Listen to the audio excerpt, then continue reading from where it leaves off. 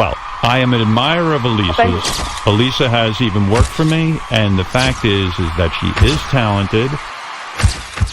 What's it called? Kermit and Friends? Kermit and Friends. Kermit. But if Kermit, you're saying like not to do. Yeah, Wait. I actually have watched a few hours of the Kermit and Friends. How many hours have you watched, Natalie? Oh, no. Probably indulged in 8 hours. Holy. my wife and I watched Benji's ex-girlfriends or whatever's going on. We watched this crazy podcast, and I have to say, this is one of the, probably in the top 5 things I think about right now. She has a podcast, but she gets to come on the radio. It is craziness upon craziness.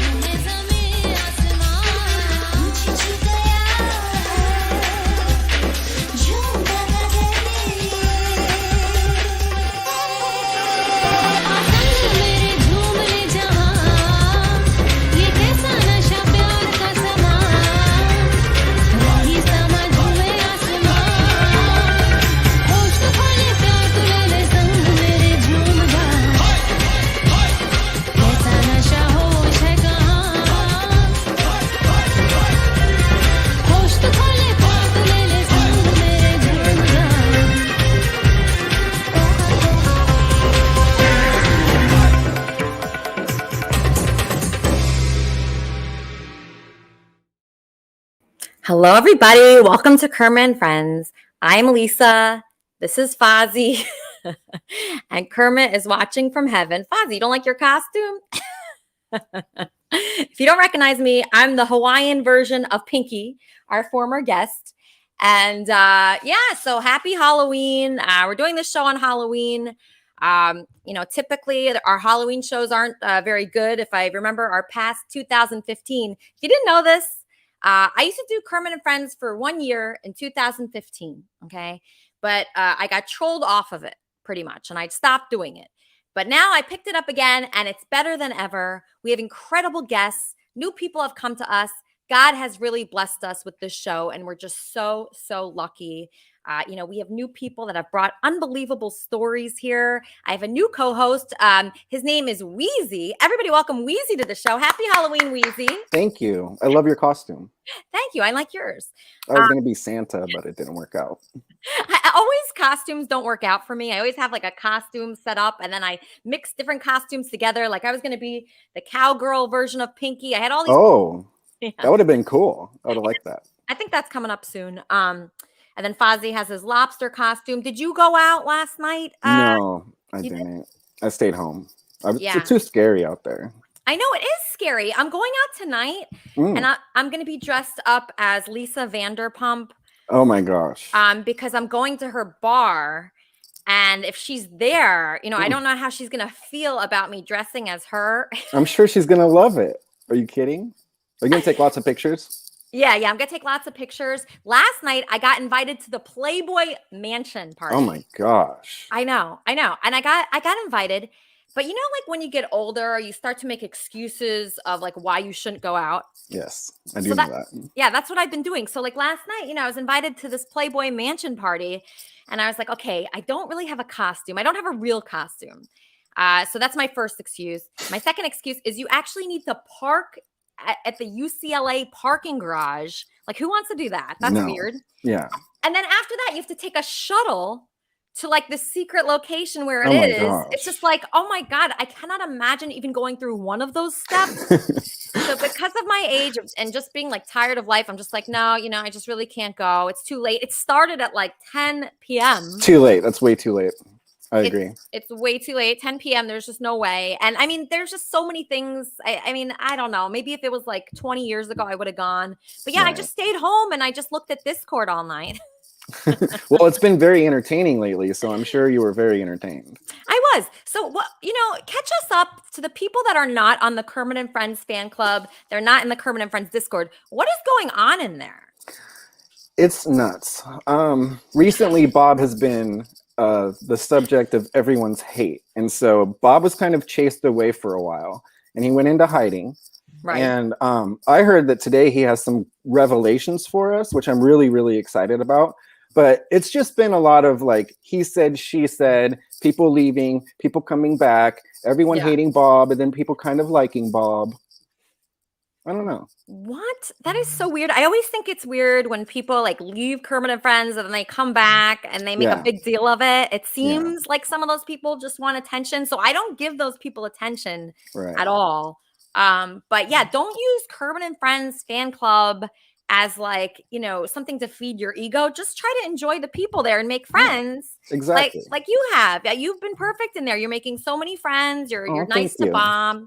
One thing is we have multiple people stepping forward today as Bob's twin brother. Oh, wow. No, I didn't know that. Yeah, we have unbelievable amount of people because he claims to have a twin brother. And then did he retract that? I don't know. I think we're going to find that out today, but I find it amazing that he got a twin brother that was separated at birth with the same exact first, middle, and last name. I mean, what are the chances? Yeah. Like if you have twins, like I've never had kids, but if I had kids and I had twins, I think I'd name them different first names. Right. Well, he was separated at birth, so that means a new set of parents got him, and then they named him the same exact name with the same last name. It's unbelievable. It really is. I mean, the stories that go on here are incredible. I get surprised every day. Bob even quit the show for a couple days. Why do you think that happened? I think that he was getting bullied, and I think maybe some information came out that he didn't like, and I think he's going to address that today. But he was pretty much being bullied, and he kind of ran away. I've been trying to get him to come back because I think Bob's a very important part of this community. And, he shouldn't be chased out of anywhere. If we disagree, we can block each other. Exactly. I was so sad about Bob being bullied out of this community. I felt like I felt like I was responsible because I brought him in here. I met him on the Drunken Peasants podcast. As soon as I saw him, I knew he was a superstar. Oh, he is. Yeah, I agree. Yeah, he's a complete superstar. He's amazing. He's interesting. He's unique. He's handsome. He's intelligent. He brought a big crew with him. And I mean, there's just so many good things about him. He's your co-host in what? What is he your co-host in? The Kermit Real News Network. So basically, I'm trying to help him, but I think that, he might have erased that YouTube in the past week, and I don't know if he's bringing it back. But I would love to still be his co-host, and I hope he keeps me as his co-host. I'm going to ask him that in a second. But first, I want to show you how sad I was when Bob left. I was just walking home from work one day, and I was just so depressed and thinking, man, if I never see Bob again, I don't know what I'll do. So I decided to sing about it.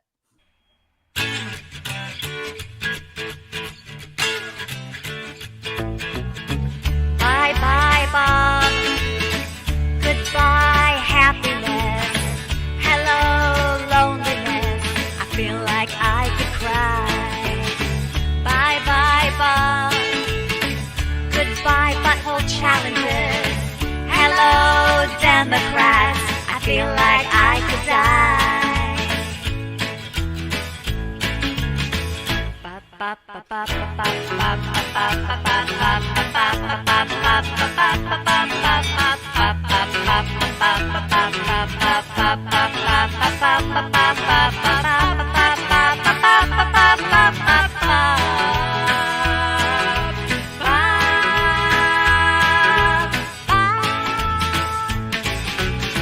Goodbye, Bob.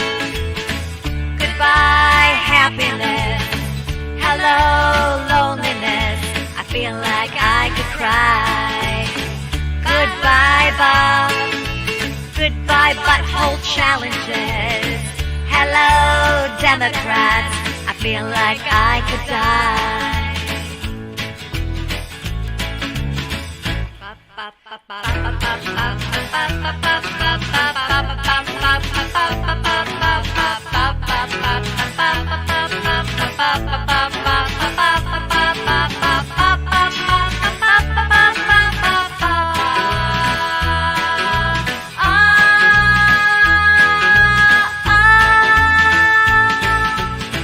Bye-bye, Bob.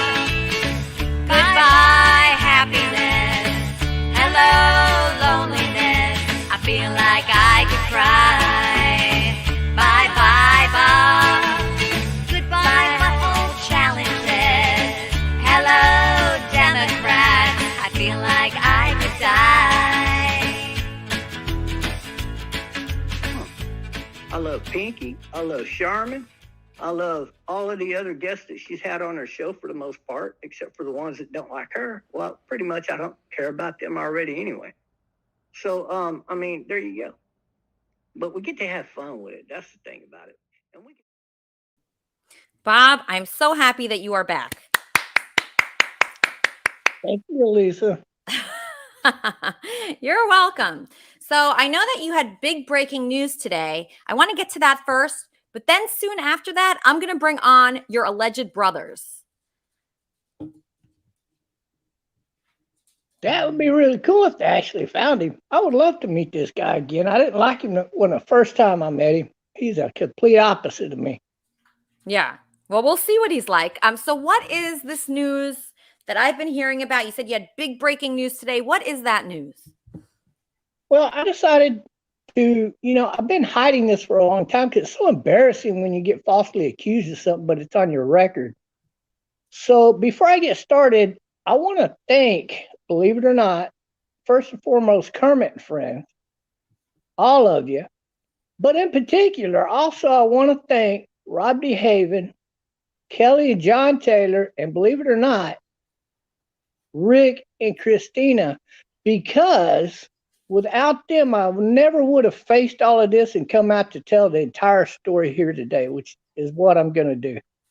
Okay. So this took a little soul searching. I had a little talk with some people here in the house about it already, and everything's understood here. I mean, it's duh. Okay. I want people to understand that this case was deferred.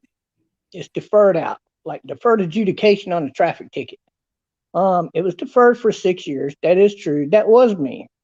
I did lie because it was so embarrassing. I was always able in the past to blame it on my twin brother. It's so funny. But due to the damn persistence of Rob DeHaven in the gang, that wasn't going to happen. Man, did I train them well. I hate to say it, but I don't hate to say it, actually. I'm so glad to say it. Here's the deal. I was turned down a job over this one time. I had to turn down one of the most gorgeous petite black women I ever met in my life, who was begging me to have a relationship and marry her because I did not want to hurt her because I had this stain on my record at the time. This happened when I was 23 and 24 years old. I had met my then future wife and invited her over to my apartment. She came over and she brought with her her then best friend. Mm-hmm. Her best friend at the time was 5'2", 365 plus pounds. Okay, so an overweight friend. Oh, that's way more than overweight. You could roll her on her side and she looked like she's walking. Okay. So, and she's ugly to boot on top of that. I didn't think, oh, God. And so they brought over some drinks. We had some drinks. Her friend, I guess, had drove them two over here. So I can understand her not wanting to drive home. She could sleep on the couch, right? But instead of going to sleep on the couch, my then future wife, she lays down on the couch. So her friend goes and lays down on my freaking bed. Now, keep in mind, I live in a very small one-bedroom efficiency. It's not big at all. That's me. It's not big at all. It's tiny. And it got the kitchen, it's got the bedroom, got the bathroom. That's it. So what happened was I pleaded with her to get out of the bed for them to switch. She didn't want to get. She didn't want to move. She was tired, drunk, and And I didn't. You got to understand. I didn't want to call the cops on her just to get her out of my apartment because I understand that they're best friends and she'd been drinking. And the bed's plenty big enough. I could technically sleep on that side. But here's the kicker. I used to drive a concrete ready mix truck back then. And back then they did not have the 10-hour or 12-hour laws. I think it's 10 hours now maximum that you can drive per day or work. Unless you have a traffic emergency. And then I think you could take it over 30 minutes or whatever. So I really don't know the new laws now because I haven't had to work in 10 years. So I've been retired for that long. So, but back then, way back then, there were no laws on this. I was working 12 to 16 hours per day. And during the busy time of the year in ready mix, ask anybody in construction. That is one of the hardest jobs known to mankind. And I worked from Monday to Saturday, 12 plus hours every single day. I was tired. I was so worn out. Oh my God. And then I'd had a little bit to drink, not much. I had a little bit. And then I finally just decided, you know what? Fuck it. Okay. Everybody just go to sleep. Fuck it. The door was open. I go to sleep. Wake up the next day. She's leaving. I said, all right, well, glad you came over. Try not to, get so drunk you can't drive home next time y'all come over. And so they left. Okay. And then I get a call from my girlfriend and she says, Bob, she went over to our other best friend's house where we met and told them, and this is a quote, and y'all can read it in a court transcript. I think that Bob might have raped me, but I don't know. Did you have sex with that woman, Bob? No sex. We go to court. There is no evidence of sex whatsoever because there was no sex. Her problem is they asked her how the night went and she couldn't tell them. Well, I slept in his bed and Mandy. Why did the sources say that you pled guilty? A plea bargain? I will get into that. Okay, get into that. I'll get into that. Okay. Can't be very soon. I got to tell the story right. I told you got to give me the time. You can't just rush this one.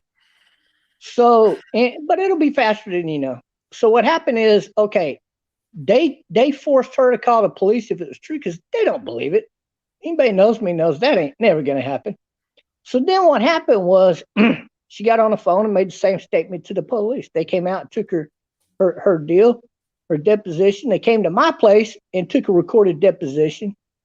And the next day they came back and arrested me and charged me with the crime of raping her with a deadly weapon. I said, what deadly weapon? And they said, well, she said you used a knife. Well, there was no knife involved except for, I own knives just like anybody else. And something about panties, which I still to this day never read the doc. But my wife had brought that. There were she didn't leave her panties there. There were no panties. I don't know nothing about no damn panties. So all of this came up in the trial. I never did get up and give testimony on the trial because my then attorney, who sucked, convinced me that because I had a public intoxication from my brother getting drunk and causing me and my other brother to get arrested along with him because he's a dumbass. He died from trying to steal drugs again. He used to own a $50 million house from stealing drugs. And he got caught up too, I guess, and they hung his ass from a tree because he's stupid. And he never had a legitimate job in his life. So I got that on my record. And I think there was something else stupid, a bar fight or something one time. And he convinced me that this is going to look really bad on me. Here you are drinking with her that night. Here you are, you got this public intoxication on your record. It could look really bad to get you on the stand. So I don't give a damn. I'm ready. Let's go. Well, he never did. He never did put me on the stand. So what everybody's been talking about in the Kermit and Friends Discord about you pleading guilty to rape, that's false? No, I'm getting to that. So here's why I took the plea bargain, and I'll tell you exactly what I pled to. I pled guilty to attempted sexual assault with a deadly weapon. But there's a good, legitimate reason why I did it. This judge was married to the assistant DA that was prosecuting my case. And that was illegal, and it's still illegal in the state of Texas. But as long as she was judged, the state allowed it. They never did nothing about it.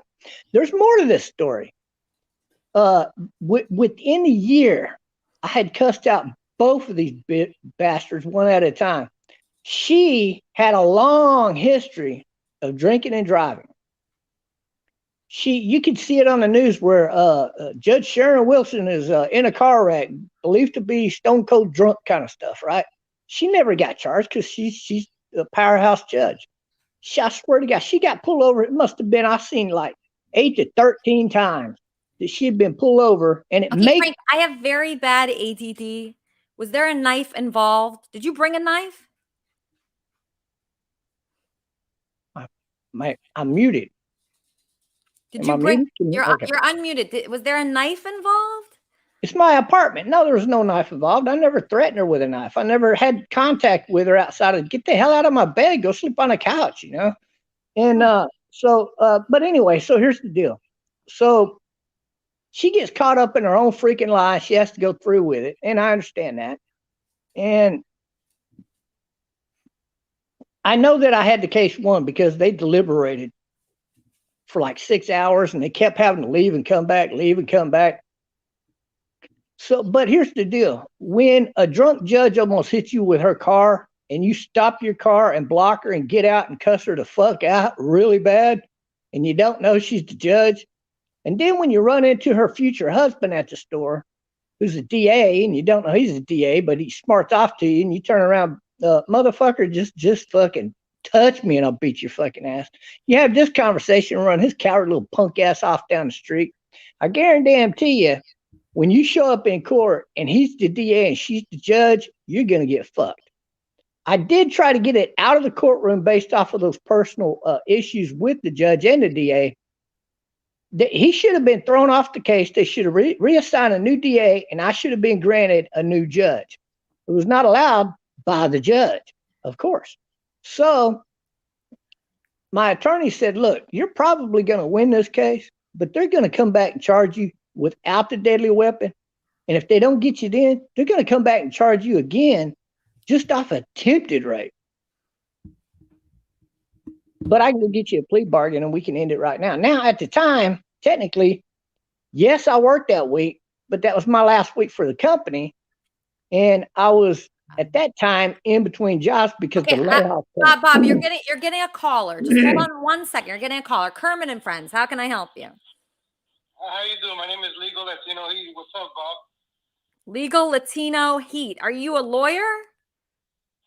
No, I'm Bob's old friend. I'm like having questions about his story. Okay, what is your question for Bob?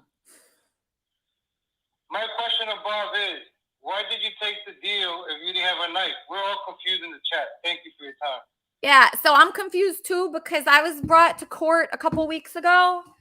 And I knew I was innocent, and I didn't even have representation, but I would have never accepted something that I knew was not. You have to stand up for yourself, Bob. I understand that, but here's the deal. I was 23 and 24 years old while this is going on. I never ever stepped foot inside a freaking courtroom before. Oh, you were 23 when this happened? Well, I was 23 when it happened, 24 when I just turned 24 when it went into the courtroom. Yeah. And so I'm going to tell you, they had me plenty freaking scared. They're going to keep charging me. And every time they charge you with the new crime for the same crime, they can legally do this, by the way. What happened is I'm out of money. I didn't spend all my money on this attorney who sucks. And I can't even get it out of this stupid courtroom. I know I'm getting railroaded. I'm scared as hell. It is scary. I don't know what to say because. So why not take the plea bargain? You're done with it. Now I got my life back because if I don't take the plea bargain, I'm going to go back to jail, have to bond out again. I can't bond out because I ain't got the money to even bond out, let alone hire another attorney. And yeah. Attorneys are expensive. Yes, Kermit and Friends. How can I help you? Hi, Alyssa. Hey, Bob. Hi. Can you hear me? Yeah. Hey, John Taylor. I just like to say that I think I'm believing Bob with what he's telling me in that case. And Bob, you didn't plead guilty to sexual assault with a deadly weapon. You only pled guilty to assault with a deadly weapon. And I even said, and I said even after that information was there, that there was some kind of problem with that case. And for the state of Texas to go through a trial, and if they have a weak trial, they offer plea bargains at the end of it if they have a weak case. And for them to allow you to plead and walk away with basically not being a convicted felon matches up with what you're saying. And so I just wanted to put that input in, and I it's good that I've had some arrests myself and that I'm not proud of, and I'm glad you're addressing it. And it sounds to me like what you're saying is the truth. So that's all I wanted to say, and it that matches up. Wow. With the probation, 6 years probation is a long time. But what about that picture of Bob? That's the worst picture. I can't believe Bob looked like that. Look at him. It doesn't even look like Bob. 5 pounds, and I lost it all within a year and a half. John, I mean, Bob, how much did you weigh? I mean, look at that. That's not you. That can't be you. Well, that's me. In fact, I was 235 pounds right there. Did they take multiple pictures and just use the worst one? I think so. Let me tell you something else. The officer that was the investigating officer, I saw him on TV. They were thinking about charging him. The guy who beat out the judge in my case in the election the year prior was set up by the investigating officer. They caught it on videotape. He reached into his pocket, pulled out a piece of plastic. You could see the tip of it in his hand, and he never searched the car for drugs. He put it in there, and he jumps back, and he tells his partner, "Oh, looky what I found." And they never even charged him with the crime of setting that guy up for drugs. That guy got found guilty, and he never became the judge because he had to go to the penitentiary, and they called him a drug dealer. And he wasn't a drug dealer. He got set up. And that cop was supposed to be on desk duty until he retired.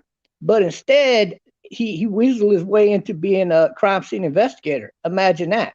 Because he had been on a force for over 20 years, and they did not want to have to go back and retry all of his cases. Okay. 1 second, Bob. 1 second. Just 1 second. So some people are typing in the chat. Where are all these comments coming from? I can't see them. Okay. The reason why you can't see the comments is because you're not on KermitandFriends.com. That's where the main channel is. So you're probably on a smaller channel with like no people in it. So if you're watching right now and you want to make friends and see other people's comments, go to KermitandFriends.com. We're live there. Okay. So just real quick, I want to go through Bob's story. Even if Bob did do that at 23, people do change, right? I feel that way. Bob is a really good person now. Like if I was 23, I would have gone to that Playboy Mansion party 100% last night.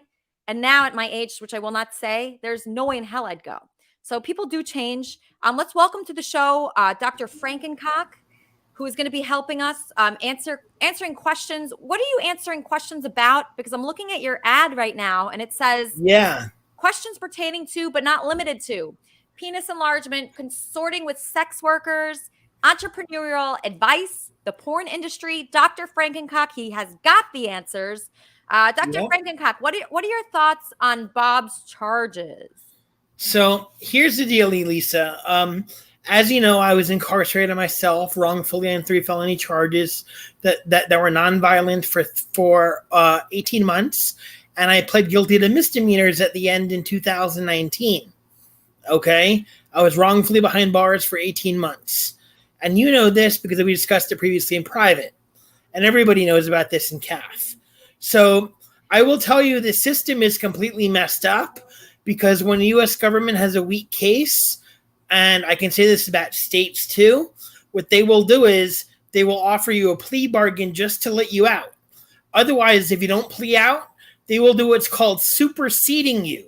which means that they will keep bringing charges, like Bob said, even though you're innocent, just because they don't like to lose.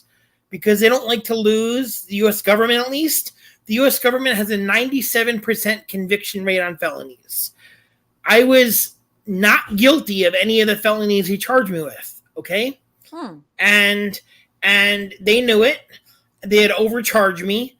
And at the end of the day, just to get out, my public defender says to me on the phone one day in jail on a recorded line, he says, would you take a misdemeanor just to get out? And I'm like, of course. Just to get out. A penny misdemeanor is no issue. So it's like, it's not a big problem. It's like a DUI. It's like having a traffic ticket.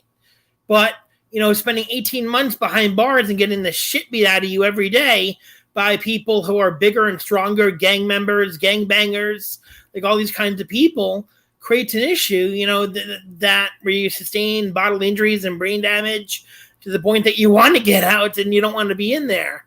So it's like, so I, after hearing what Bob said, it is a messed up system, and I completely understand it because I went through it myself, and I just have 2 petty misdemeanors, thank God. And the only reason why I pled out to those 2 petty misdemeanors was because they asked me to justify my time behind bars. The U.S. attorney didn't want to pay up to admit wrongdoing by charging me with 3 felonies I wasn't guilty of that they dropped. They dismissed those on the motion of the government. And then what happens is they come in and say, well, we want you to plead guilty as 2 misdemeanors so we can justify our time behind bars so we don't have to pay you. It's called wrongful imprisonment. And in the feds, that's $1,500 a day you're entitled to in wrongful imprisonment a day. $1,500 per day you're entitled to.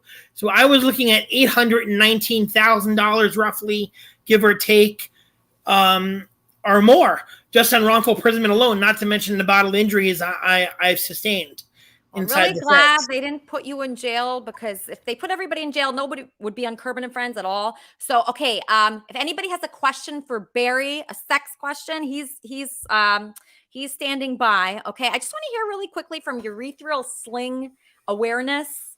Urethral sling awareness, can you just read us some facts about yourself? What is a urethral sling procedure? Urethral sling surgery, also called mid-urethral sling surgery, is done to treat urinary incontinence. A sling is placed around the urethra to lift it back into normal position and to exert pressure on the urethra to aid urine retention. The sling is attached to the abdominal belly wall. Okay, great. Okay, so urethral sling. Any thoughts on the charges against Barry, Dr. Frankencock, or Trumpster Bob? Let justice prevail. You think they're innocent? No, I don't. You think they're guilty? Yes. You think that they should both be in jail? Maybe for a year each. Yeah, but what will we do with Kermit and Friends if everybody's gone in jail? We'll film them in jail. It's not a bad idea. All right. So, we don't want all of our guests here going to prison. That would be, really bad for the show. Some scary things have happened this week. I wanted to ask Charmin, happy Halloween. Happy Halloween. So, I was a little scared by something that happened to you this week. Which thing that happened to me this week scared you? Just everything. I was watching this interview of you. Oh my gosh. Oh, I watched everything. Yeah, I watched everything with you in it. You went on with Coach Love this week. She interviewed you, and they were very tough questions. Mm-hmm. I was very uncomfortable with a lot of the questions there. They seem to be coming like if I was in an interview like that, I would be thinking, oh, this is like a gotcha moment. This is a moment where they're trying to put me, in a corner. Did you feel like that at all?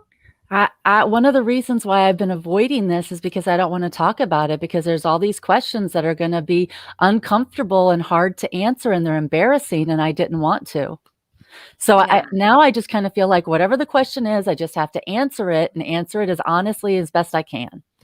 And there's a lot of stories coming around in this community about false accusations and how scary the criminal justice system is and how hard it is to fight the system, especially if you don't have money or connections. Okay, gut feeling. Are Bob and Barry innocent? I don't know what's going on. Bob feels like he was falsely accused. And Barry is very upset about what happened to him. And I know victims will fight for justice no matter how long it takes. And Barry doesn't ever back off of the fact that he was honest about this, that he was set up. Barry's been upset about this all along. We've heard about this since I got here in February. Bob has been very embarrassed about this and hasn't wanted to talk about it and has hid about it and has stepped forward because he had to. And I really think that's brave. And I'm proud of him for sharing his story. Some of this stuff happened 20 years ago, and they're still being tried in the court of public opinion. They went through the court system. Bob and Mark both went through the court system, and it's been finished. They've served their punishment, but they're being punished publicly every day of their lives and potentially for the rest of their lives because of this event. And I don't think that's right either. Oh, you mean the pub, because they're in the public now on Kermit and Friends. I see what you're saying. I'm getting a caller. Yes, Kermit and Friends. Hey, Elisa, it's Chad. Hey, Chad. Hey, it's Happy Halloween. Happy Is there Halloween. any way that we could bring Dr. Frankencock back on? So I heard that he had, well, I haven't heard, but I know that Barry has seen the Charmin sex tape with his own eyes. What? And yes, he has. Is there any way we can bring him on to give a review? Obviously, he can't play it or show anything from it. But Barry saw Charmin's sex tape that no one has except for that one person? Yeah, well, Barry has it, yeah. Well, maybe. And have him give a review of it. It'd be great. Okay. Love you, Lisa. Love you, Chad. Wow, I didn't know that Barry had that. How did Barry get it? I'm not 100% sure. Witz did some digging and he discovered that she had profiles on multiple porn sites. And he told me it's possible I'm a porn star now. So I don't know. Barry could have anything. Okay, Barry promised to help me with this, actually. Well, anonymous woman is serving me with something because she asked me for my address where I film Kermit and Friends. So we're going to have more paperwork. Probably going to send a cease and desist. Okay. And cease and desists are fought with the truth. Okay. I see. Okay, so cease and desist. I wasn't sure what to expect at this point. Mhm. Okay, She's probably going to serve you with a cease and desist. She probably doesn't want her name to be said publicly anymore. For sure, she doesn't want anybody to know how she treated me. But she's we never used her name, really. Her name's been said here before. Oh, her name's been said. Okay. Mhm. You know Her what? picture's been shown here. She's probably going to try to pull down any video that she was on. Oh, okay. Well, listen, I mean, we gave her a shot to talk. I would have had her keep coming on. She was very hostile towards me. I bet she was really mad at you. I'm sorry. she was texting me I mean, I was at work. And it's Save funny. everything. Don't delete I anything. deleted everything. I deleted Don't it all. delete Oh, really? anything. Save everything. Well, Charmin, my inbox gets very crowded with threats. Sure it I can't does. save everything. Okay, so Dr. Frankencock, Charmin's video rated Yes. from 1 to 10. So 10 Frankencocks out of 10 Frankencocks. Really? Yeah. It was good. What did Charmin's tape look like? What did it So- look like? Yeah. She was wearing pink bra and pink panties, and she was masturbating. She was rubbing her clit and was reaching down into her panties, and it was very graphic, actually. And she orgasmed at the end extremely well. Let's just put it that way. And yeah, I really saw the freaking video. I really saw the fucking video. And I have a copy of it. And actually, Charmin and I are now figuring out a way to possibly monetize this shit.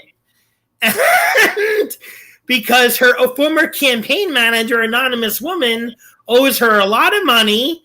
And so since she threatened to blackmail Sharman, we figure we're going to pay off the debt by releasing the sex tape, possibly, or selling it, in other words.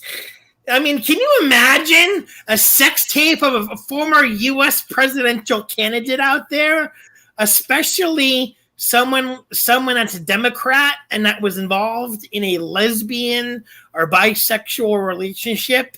You know what kind of shit that would cause in marketing for Sharman, especially for her fucking book sales?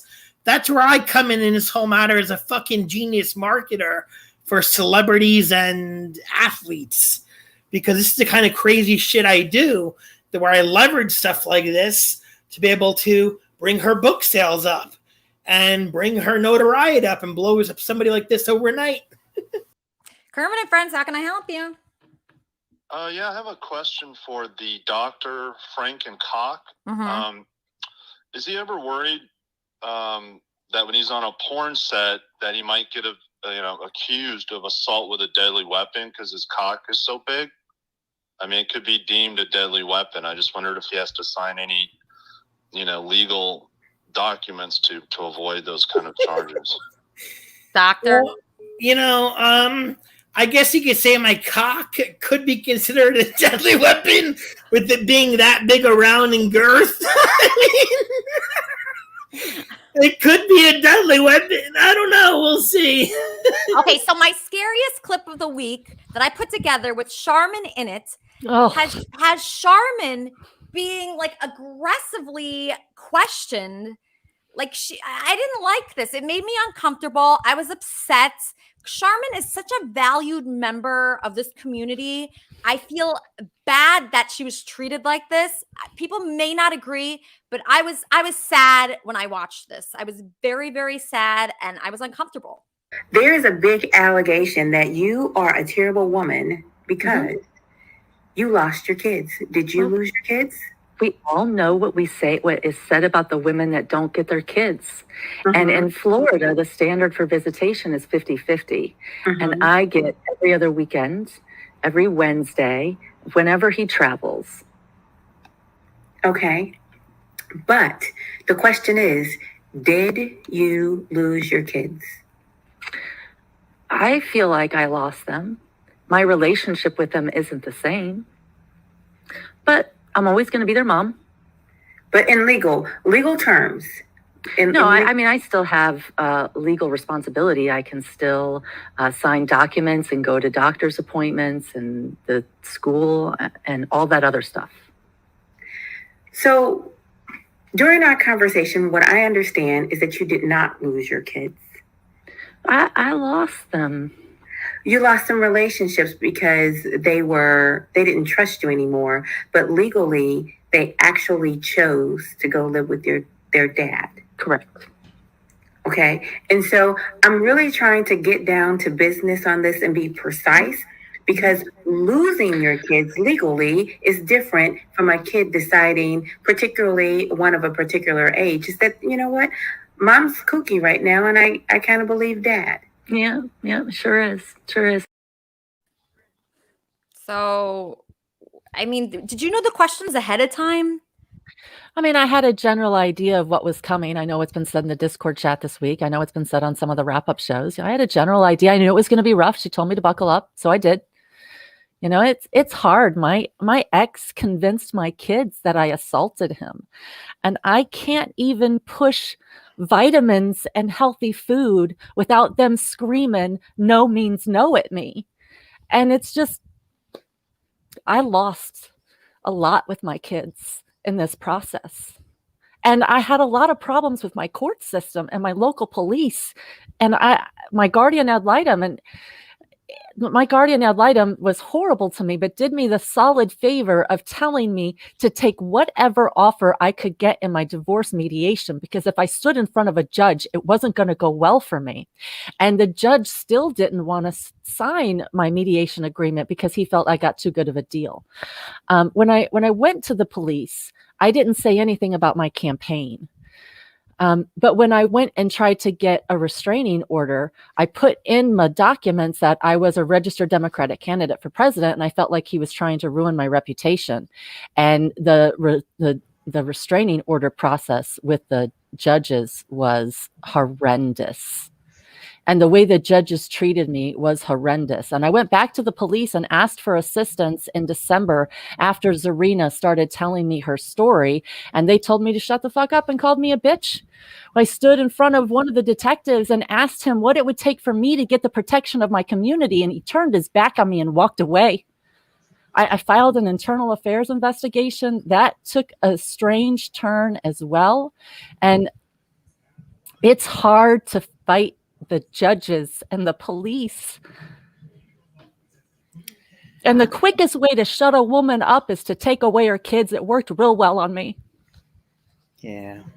I'm sorry for everything.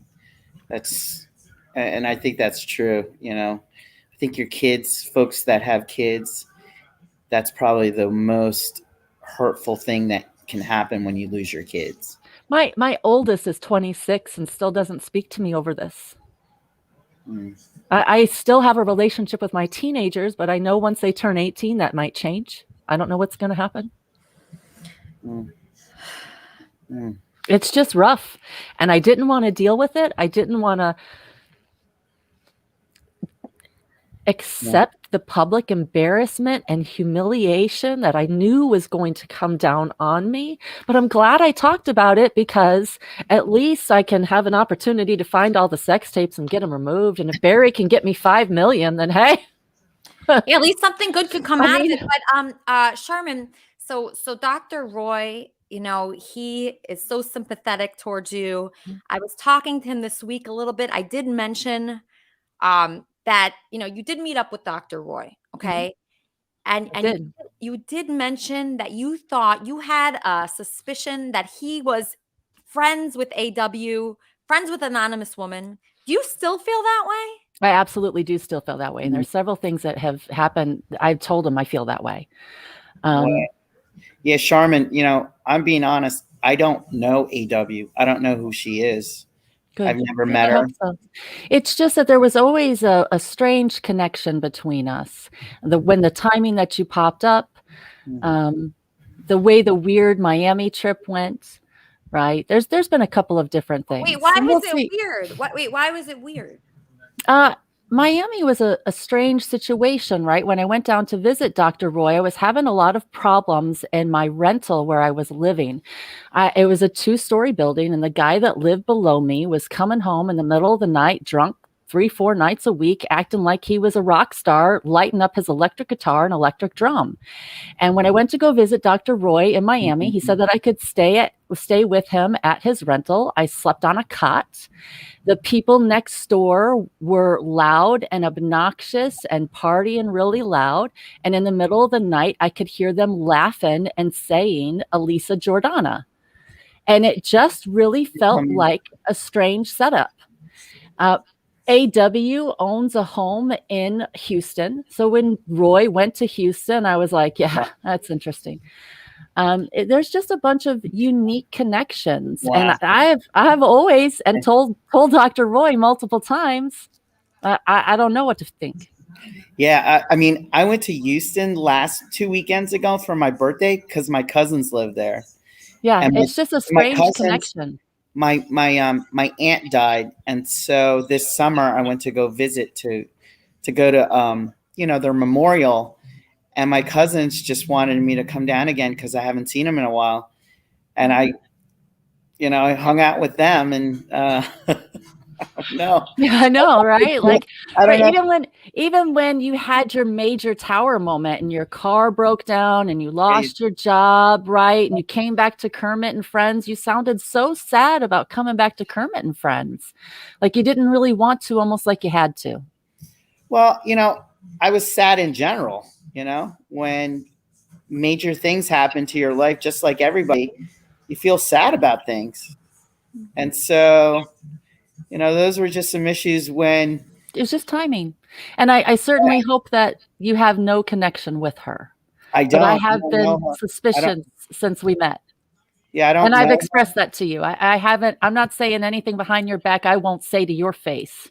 That's one of Yeah. the things that's different about me. Yeah, I don't know. I don't know who she is. I don't know. It was just weird, like the way you looked at me before you gave me a hug, the way you talk, the way you walk. There was so many similarities. It almost seemed like a universal warning for me to just be careful. Wow. All right. The way the music would pop up when we were walking around, it was like a universal sign to be careful. So I don't know. I don't know. Wow. Oh, so when you were meeting with Roy, because I was so excited that you were meeting with Roy. I was too. I thought that he had this great dating thing that he was going to do for people dating through trauma, these great conventions that he was going to do. I was so excited about it. And I still have those things going. And, you know, with life happening and all this, I'm still trying to put some, you know, conferences together, but I mean, I don't know what to say, you know? Yeah. So Roy, were your neighbors screaming my name? That's pretty cool. So I don't know if they were there, but I did heard loud music next door to our places, you know, the place that I rented, an Airbnb. And, you know, Charmin said that they heard someone telling your name. And so, yeah, I mean, so this is like, you know, I don't know if someone was trying to follow us or something, or, you know, and, you know, stay all night, partying all night, you know? Wow. I mean, yeah. So what did you think it meant? Like all those signs, just one after another like that every day of your trip. Did you think that Roy, like, did you think it was meant to be? No, it felt like a warning. It just felt like a warning. A bunch of stuff happened and it just all felt like a warning. Dr. Roy asked me as soon as he came back if I wanted to go travel with him, and I said no. Wow. So Roy, you didn't feel any of this during the trip. This is all news to you? So we talked about it. We talked about during the trip. You know, there was like an instance next door where they were partying all night, and you know, Charmin said that they heard someone calling your name, and that was it. You know, I don't know. I mean, I don't know what to say, you know? Wow. So it's funny how we look at these things differently. Because when I think that, I say, wow, Kermit and Friends is getting more popular. But Charmin thinks that Roy somehow orchestrated the music. Yeah, like maybe we were all traveling together. Yeah. I don't know what to say. Would you have ever done that? Would you have ever told your neighbors to? No. Don't think he would have told the neighbors. I think that probably Zarina was staying in the room next door and they're friends. And she was deliberately making noise just to make me uncomfortable. Yeah, I don't know her. She has never contacted me. You know, so. Wow. Okay. So, all right, Roy. Okay. We're going to take that. We're going to take your word, right? Charmin, can you take his word for it? Mm-hmm. I mean, I don't know her. I am totally being honest, you know? Yeah. Yeah. This kind of feels like my dating life when I'm dating a guy and he says, I don't know her. I never believe that. Yeah. It was just it was so weird, right? Stuff kept coming up missing. Stuff was always coming up missing whenever she was around. It was just, you know, I have thought that she's been here watching me since I got here.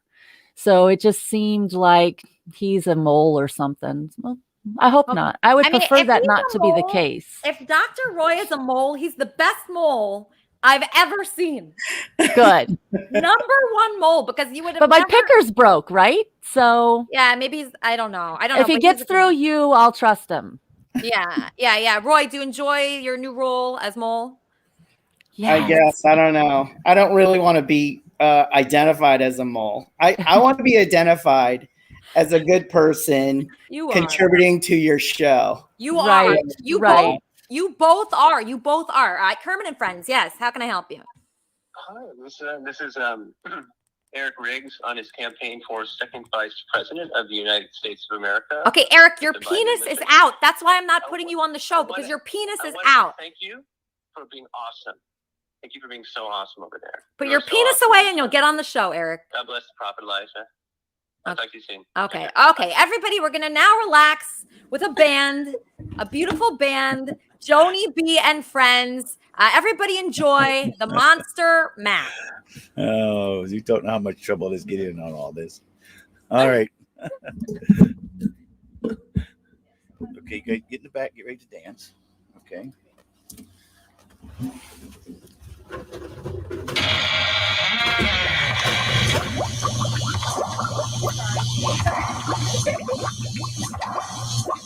More fog, more fog.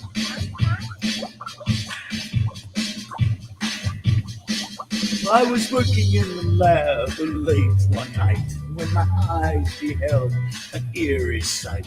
When my monster from the lab began to rise, and suddenly, to my surprise, he did the mash. He did the monster mash. The monster mash was a graveyard smash. He did the mash. It caught on in a flash.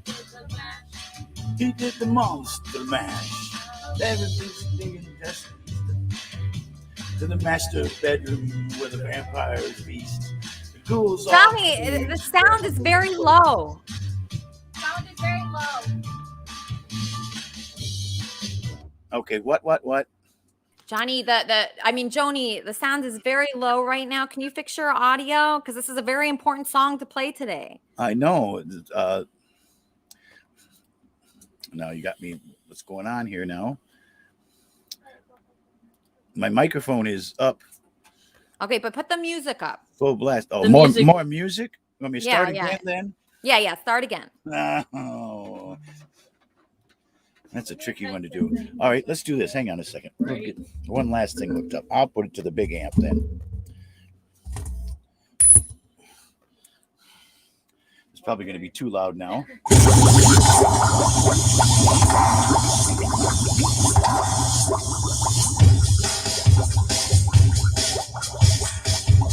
Try it again. I was working in the lab late one night when my eyes beheld an eerie sight. When my monster from his lab began to rise, and suddenly, to my surprise, he did the mash. He did the monster mash. It was a graveyard smash.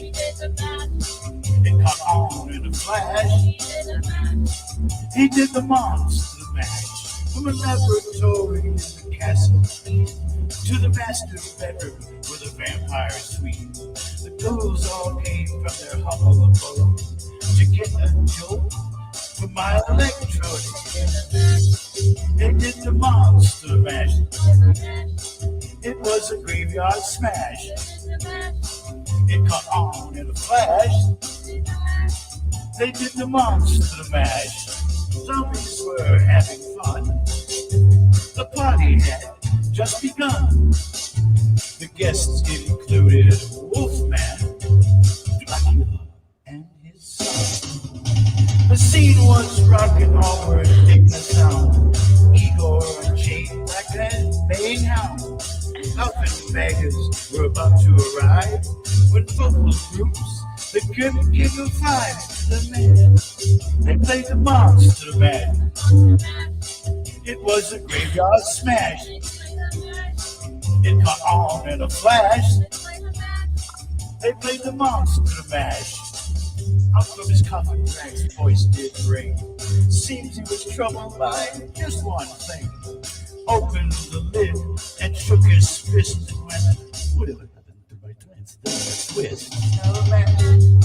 It's not a monster mash. And it's a graveyard smash. It caught on in a flash. It's now the monster mash. Now everything's cool, Deck's a part of the band. And my monster mash is the hit of the land. For you, the living, this match was meant to. When you get to my door, tell him boys send you. And you can monster mash. And do my graveyard smash. gets on in a flash, then you can monster the mash. Ooh, mash good. Igor, you impetuous young boy. Mash good. Daniel, what do you think of Dr. Roy? You think he was in cahoots with AW? You know, I don't know about Dr. Roy or AW, but I think that just about everybody else that's come on here is guilty. These people are sociopaths, and they should be arrested immediately. Especially Charmin with her crocodile tears. I've never seen somebody cry so much without one tear falling from her eyes. Oh, you think you think her tears are not real? Well, it's not that they're not real. I just don't see any. I see her crying and I see her doing this, but I don't see any actual tears come out. What's going on, Charmin? Are you capable of crying, or are you some sort of reptilian that just is here to fool us all? But Daniel, listen to this. Imagine you go to visit this guy, Roy. First of all, Roy's a handsome guy, right? We're not going to lie about that. He's a handsome guy. Oh, You know, yes. I'm he's glad a doctor. some handsome Asian representation on the show. Yeah, so he's a doctor. He's nice. He's charismatic.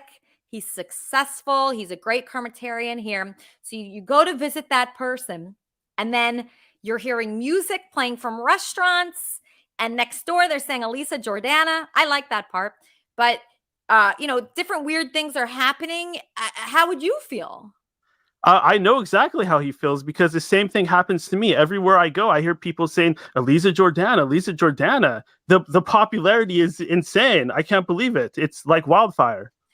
Yeah, but do you see how she would think that might possibly have been orchestrated by Roy?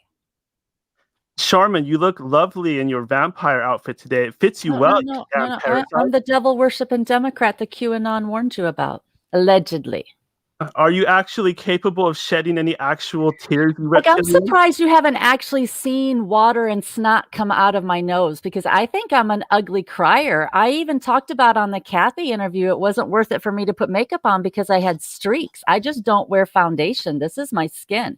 I put a little blush on and a little powder and some lipstick and eyeliner. I got false lashes today. I got the thing is, I think men cannot handle it when women cry. I think you're right. Because they hold in their feelings. That's what happens. They do not show tears. I know people on the show that have wanted to cry that have not.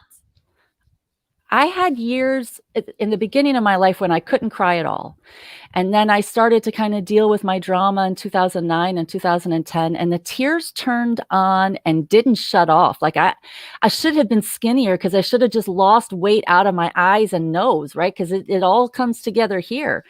And now the tears come and they go, and they have more control over me than I do of them. They pop up when they feel like they need to come out. And I have emotions, and I would rather have tears than no tears. When I was numb, it wasn't capable for me to even deal with a lot of my traumas.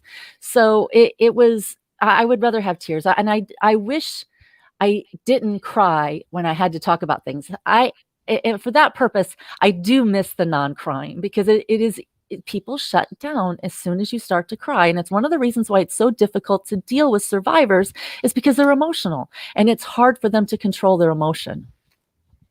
Yeah, I just don't think that, I think that people think that when you cry, you're somehow weaker.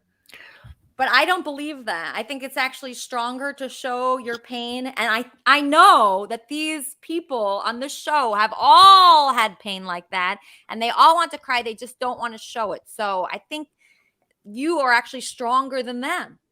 Thank you. I really appreciate that. Like, this is really tough. It's hard to talk about. I hear that I'm a master manipulator and I cry on demand. And I if I wanted to pull the tears up to put on a show, I wouldn't be able to, because I don't have control of them. They have control of me. And it's something I'm working on. The tears. Oh. They pop up whenever they want.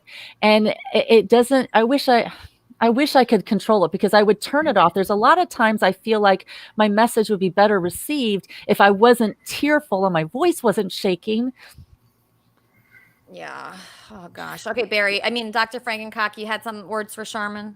Yeah, so Charmin, unfortunately, I spoke with the fucking asshole Kevin Blatt, who's always been an asshole towards me.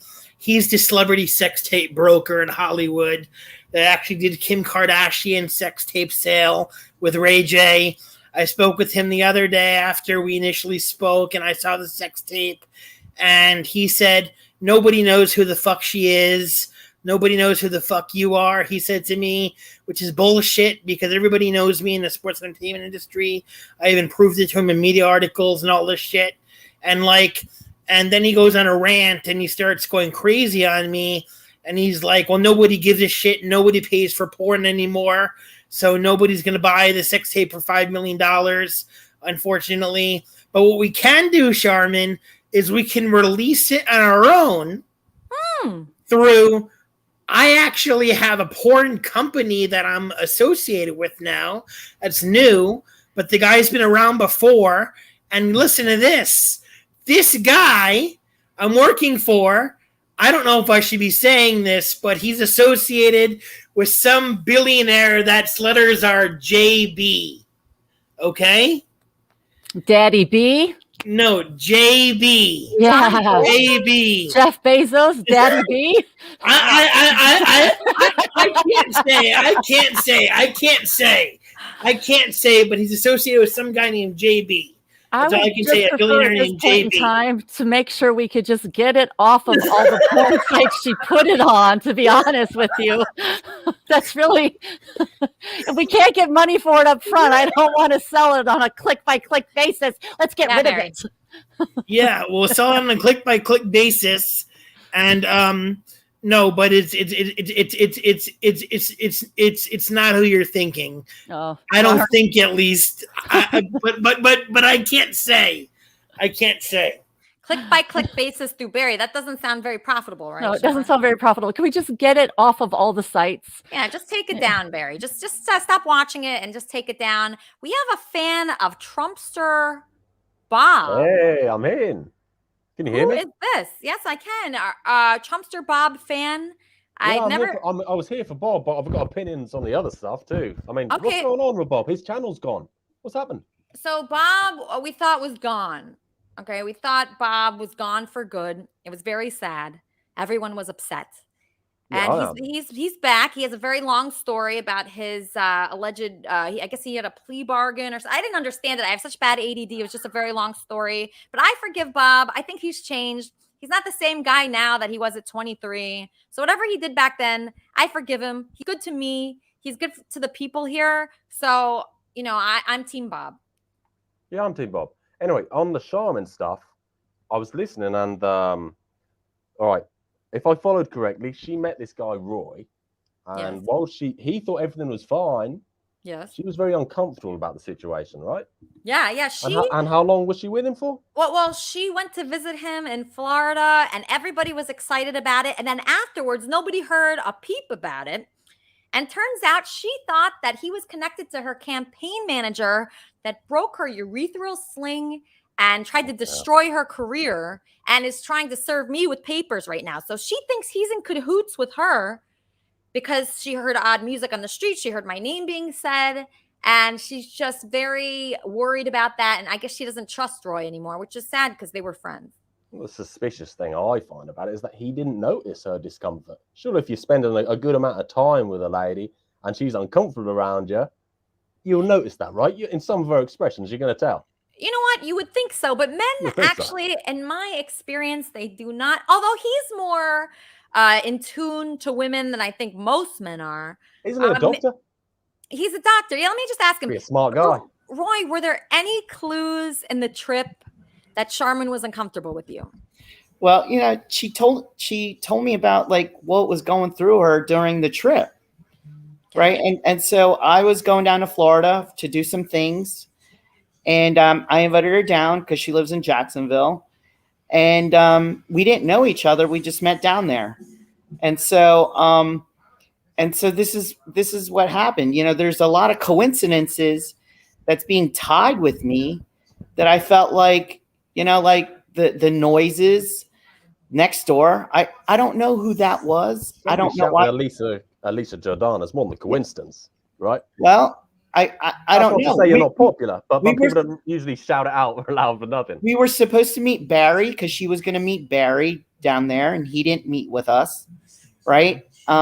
Also, I went to go visit my cousins in Houston. Their mom died, and so I went to go visit them once during the summer for the memorial, and then I went to go visit them again a couple of weeks ago for my birthday. That's it. I didn't meet any person involved with her campaign down there, or my cousins live down there and I have friends down there, neighbors from where I used to live. And so we hang out and we went out, and that's the kind of thing. It's so, I don't know what to say, Are you right? disappointed that she feels this way about you? No, I'm not disappointed because people have their opinions on things. It's kind of like saying, Elisa, I'm going to LA to visit my friends. And, I don't know. And there was a connection somehow, and you felt like I was being untrustworthy of you or something like that. So it's like an accusation that, I just take it with a grain of salt because I'm not involved in that. I don't want to be involved in that. I don't like drama in my life, Yeah, me neither. I can't stand when there's drama. I can't stand it, and it's like the worst. And then it's surprising, and you didn't exactly. I almost feel like it's some kind of test sometimes. Well, like it's testing you. And so when this is something to learn from all of us because Kermit and Friends has this. Conflict, the basic element of conflict is two opposing beliefs. So I believe something, Elisa. You believe in something, Elisa. Yes. And so where do we find the truth? So last week when I was hearing all this, I felt bad for Charmin, and there was like two opposing beliefs, right? And so your audience kind of looks at it and says, well, who's telling the truth? And what's going on, And sometimes when you have two different sides of things, it kind of like there's a little bit of both, right? I don't know. We're just hearing all this stuff from two different people, and I heard the same things that that Charmin told me, and it's very painful. That's all I could say for her, Yeah. the things that she went through. Yeah, it's horrible. And I hate that. I felt like there was an opportunity there to bring, AW on and come to some kind of conclusion where we could all speak and connect and, forgive each other. I thought that because once you forgive someone, I feel like you're let go. You can let go of it and you can move on. It's hard to move on until you forgive someone. Yeah, I want criminal charges. I For want AW. criminal charges for AW, what she did to me, what she put me through. Her husband signing his name to one of my campaign checks is a felony. If I knew his name, I'd be able to go after him. I feel like they conspired against me to destroy me and my reputation, and she put me through hell. And there's a lot of weird shit that took place last year that I can't prove is her. I just think it's her. The things that I can prove is her is easy. It's the things that I can't prove that is so hard. And those are the things that polarize the nation. She's incredibly well connected. And a lot of stuff that took place last year with the QAnon stories, it was all very strange for me personally. And if there was anything that I could truly get across, it is my personal opinion that the Anon and QAnon is the anonymous woman. She's a really good storyteller, and I think everybody fell for her nonsense last year. Okay, Kermit and Friends. Hey, Lisa, it's Chad. Hey, Chad. Hey, the Charmin pity party, I think it's run its course. Can we bring Bob on, and can you ask him? Yeah, let's bring Bob back. Come clean about any influence that Mark Connors guy has been on him behind the scenes. No, he's denying it. Everyone denies that. Yeah, I tried because, yeah. So man, I was Everybody was really hoping he would come clean about He's that. never coming clean about that because. Carmen, I love you. I wasn't trying to insult you. It's just No. Chad, being tired of this drama doesn't hurt my feelings at all. No. Here, I just hung up. So here's the thing.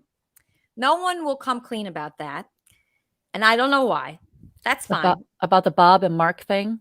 Well, so like Mark tried to pull the same thing on me that he's doing with everyone else. Because usually when someone treats, like if someone's gossiping, right, about someone, you know they're going to gossip about you.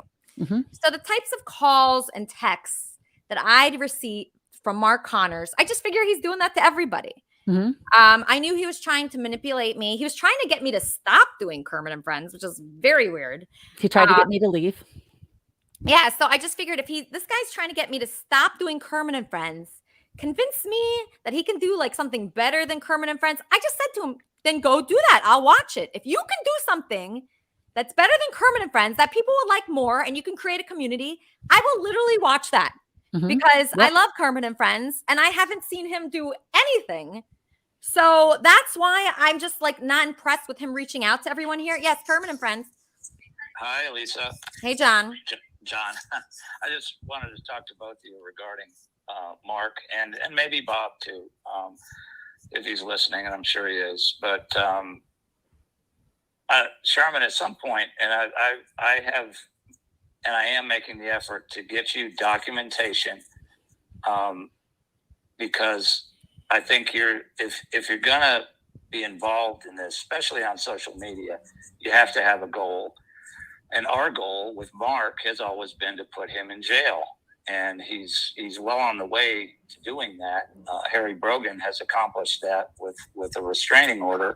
I've got to call into your detective, and I will assist you in any way in getting documentation.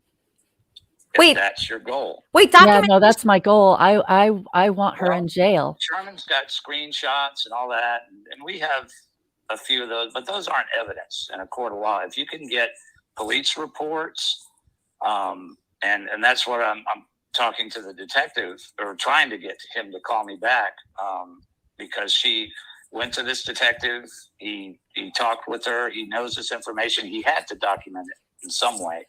But if her goal is criminal prosecution, and I think it should be, if somebody is truly harassing and threatening you. Is she harassing you now?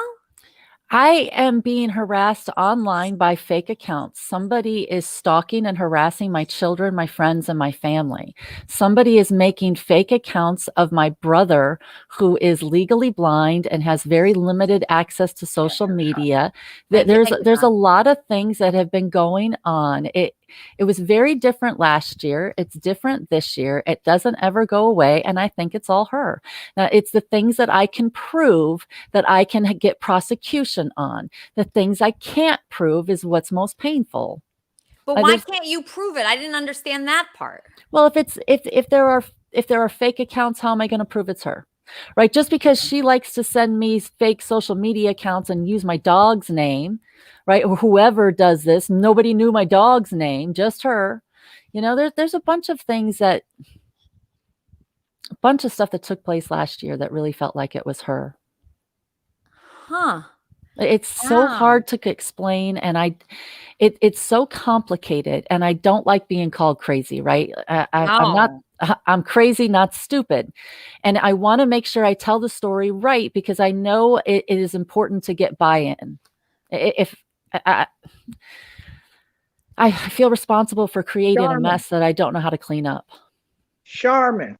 Bob, how are you? I've never wavered from being Team Sharman, first and foremost. Everybody knows this, but after this show, I cannot say it on this show, it'll ruin it, but I just might have your trump card. But to do this, I'm going to have to ask John Taylor and Rob DeHaven that we bring back Team T-Bob to do this. How can I help you? I'll tell you after the show. Okay. Something happened in my life here at this mansion, and I can't say nothing else about it, but you hit the nail on the head tonight. And With I really what? want to. With I what? really What is he talking about? Do you know? Nobody knows what he's No, talking about. no, neither one of you know, but I will tell both of you right after this show, and next week we can talk about it, whether it was a good or not feed on my end. But I read something in what she said that we do need to look into. Well, and I really want to encourage all the Kermitarians to anybody who has been supportive of me here. I feel like she's been here for a while, watching the feed, watching the Discord chat, and I've already spoken with somebody who has had their PayPal compromised and fake charges on their credit cards. So I want everybody who has been publicly supportive of me to make sure your passwords are updated, turn on your 2-factor authentication. She is a tech genius, and she's incredibly proud of it. She has long-running contracts with Google, with Snapchat. She is incredibly well connected. She is a tech person, and she's very smart and well connected. Protect yourselves. All right, everybody change your passwords and watch our house band WAP.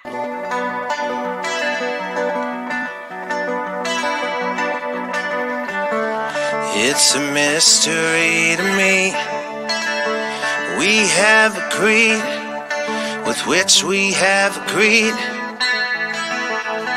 I think you have to want more than you need. Until you have it all, you won't be free. Society, you're a crazy breed. I hope you're not lonely without me. When you want more than you have to think you need, and when you think more than you want, your thoughts begin to bleed. Think I need to find a bigger place, 'cause when you have more than you think, you need more space. Society, you're a crazy breed. I hope you're not lonely without me. Society, crazy indeed. I hope you're not lonely without me.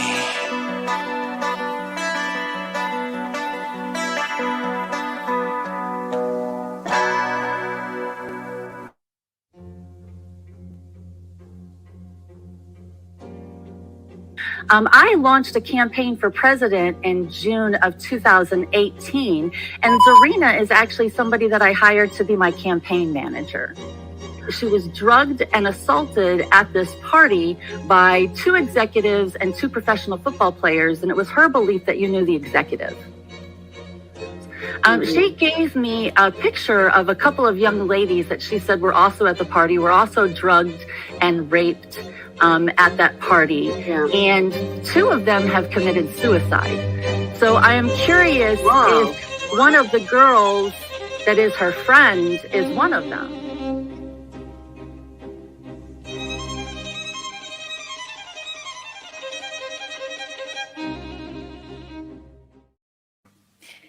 Dan, what do you think should be on the wrap-up show today? What do you think the topic should be? Well, there was a lot discussed today.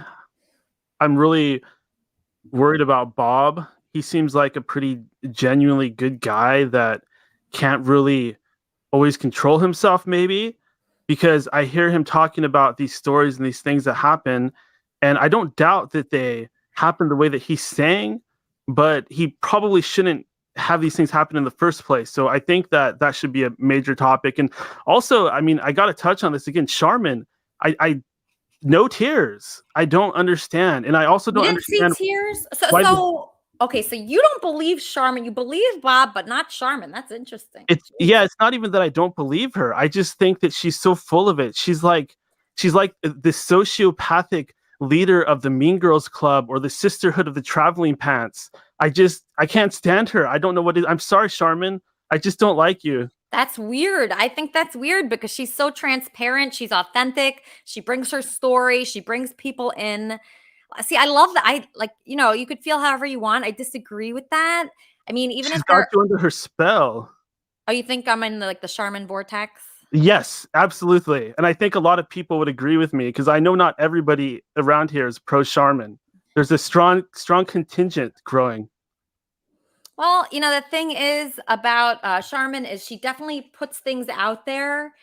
When you hold things inside, it's harder to judge people like that, right? So if you don't give up any information about yourself, how are you supposed to judge that person? But if you're telling people everything, I mean, she's really going far. I mean, she went on this interview the other day where I was so uncomfortable. I said, wow, they're like really pulling at her from all different angles. She's kind of stuck now. And now everybody knows everything about her. But that makes me love her more. But it is kind of confusing, if you should be that person or not. Like, I'm that person. I tell people everything. She's that person. Bob's that person. A lot of people here tend to be that person. Barry, Dr. Frankencock obviously is like that. But it's hard to be that. It's hard to be someone that's vulnerable and somebody that puts it all out there, even the bad things. Like I don't think Charmin's afraid to be wrong. She said, Dr. Roy, I think you're behind all this weird shit that's going down in Miami. She said that. And see, these delusions, they're so far-reaching and so convoluted. I can't possibly believe this stuff. And to Mr. Trumpster Bob fan, me having an opinion about Charmin does not make me a troll. This is an open forum for us to have our opinions and to get to express ourselves. That I'm in no way any kind of troll. I'm here to contribute. I'm here to contribute content. You are definitely contributing. I feel that even if you don't like Charmin, like I definitely like her. Nothing can change that. But I definitely like Charmin. There's something I wish that I would have known things that she knows a long time ago. Like, she wasn't afraid to say, like, this woman sexually abused me. She said that about someone. No, they sexually abused each other. It's so obvious. I don't think Charmin abused her. How did Charmin abuse her? Charmin, you didn't abuse AW. How did I abuse her? What did I do wrong? I don't know. Teach me. Your lies are so convoluted. I don't even know what you're talking about half the time. How are they lies? AW said that she had sexual relations with Charmin. How is it a lie? What am I lying about? I'm trying to be as open and honest as possible. You're telling me you want to be president and you're off having like crazy ass threesomes, and I think America would have liked it. Exactly. And also Donald Trump. I don't think it would have hurt my opportunity to get elected. I think that would have got me votes. Absolutely. I'd have marched her and her husband all over every platform everywhere. Yeah, maybe from the crazy contingent of I think that's what half this country is. For you, but that's about it. I mean, people are changing and they're tired of being shamed, right? Women are tired of being shamed for everything sexual. If men would quit shaming women for sexuality, they would have more fun. Manipulator. You always have some way of making this about women's rights and issues. That's how you get everybody on your side. Those are things I care about as a woman. Can Trump talk about like sex stuff and be really disgusting, and people are like, wow, he's so great. And then Charmin is talking about sex and actually being abused during sex, and people are talking down to her. That does not seem right to me. Doesn't it seem interesting to you how they come in defense of an abuser and shame an abuse victim? It seems like a real common trend, and I expected it. Right? There's going to be people like that out there, and that's fine. But I still think there's a lot more survivors out there. And I think there's a lot more good people out there who don't want to be mistreated. And until we're brave enough, until somebody's brave enough to have these conversations, we're not going to evolve through this. Like, our whole society is trapped in this sexual trauma. Women have been falsely accusing men. Men have been mistreating women. The Me Too movement came out, and all these guys started screaming that they don't know what's right and what's wrong. They don't know what they can do and what they can't do. It's like their mamas never taught them any manners, or their mommy issues are so bad that they can't bother to be kind to another woman. They just mistreat women. Women get shamed for their daddy issues, but we're just now getting to the tip of the iceberg on dealing with men's mommy issues. And there is an anger between men and women, and we have to have somebody who is brave enough to have these open conversations. And as dirty as Trump is, he's going to need somebody to come right back at him who's not ashamed to have the conversation.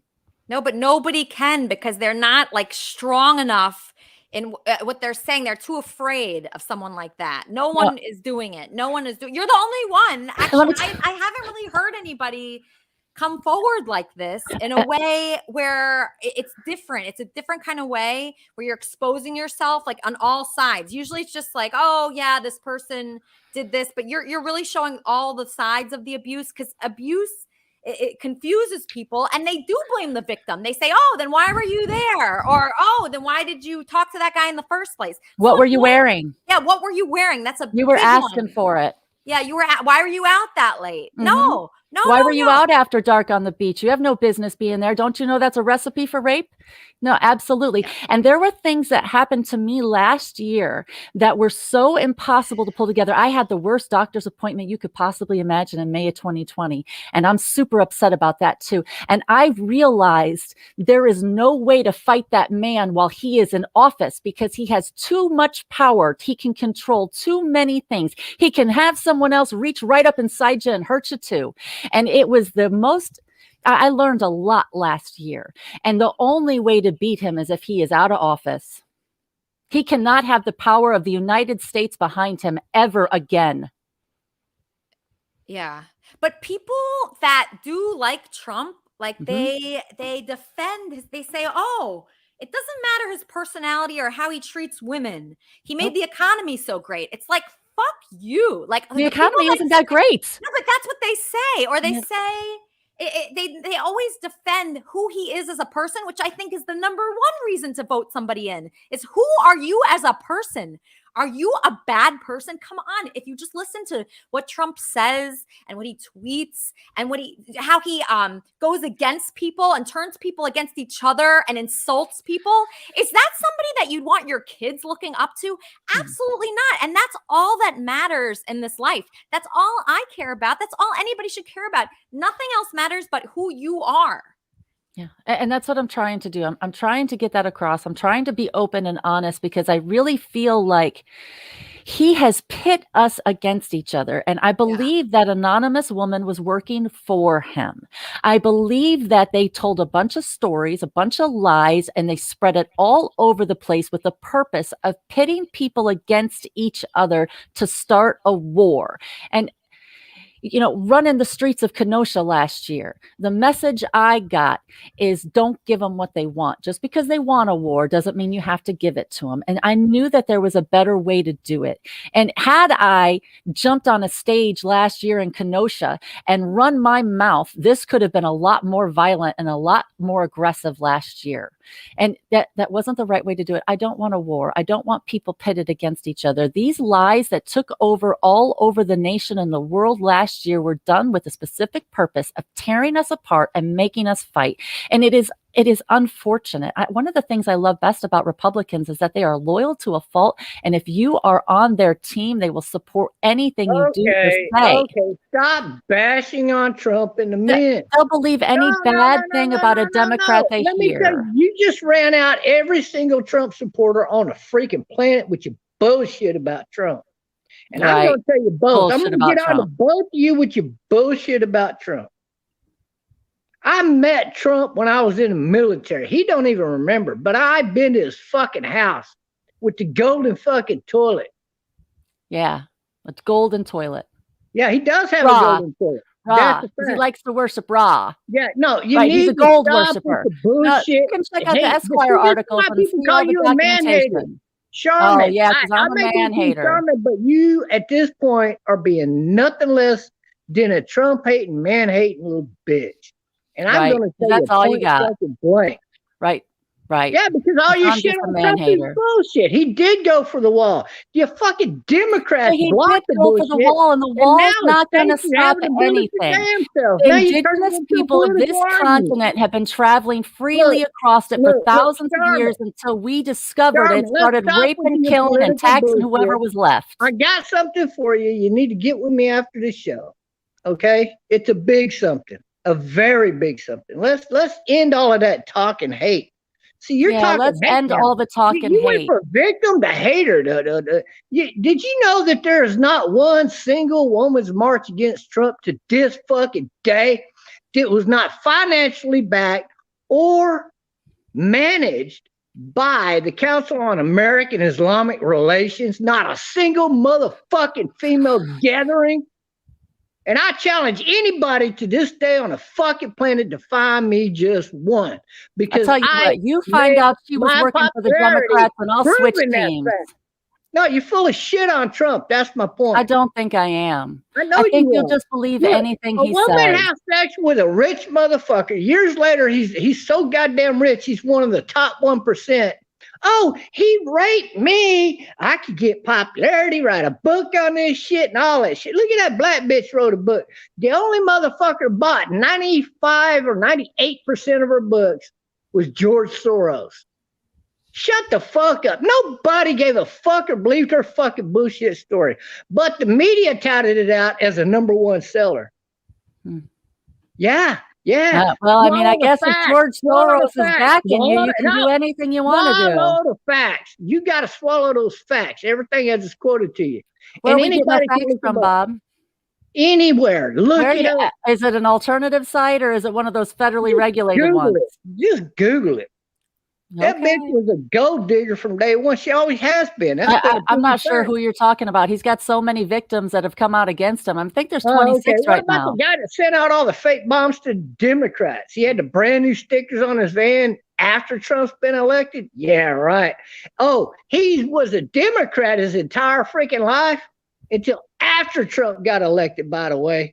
After Trump got elected, I don't know who you're talking about, Bob. Oh, that Casati guy, whatever the fuck his name was in Florida. Then what happened?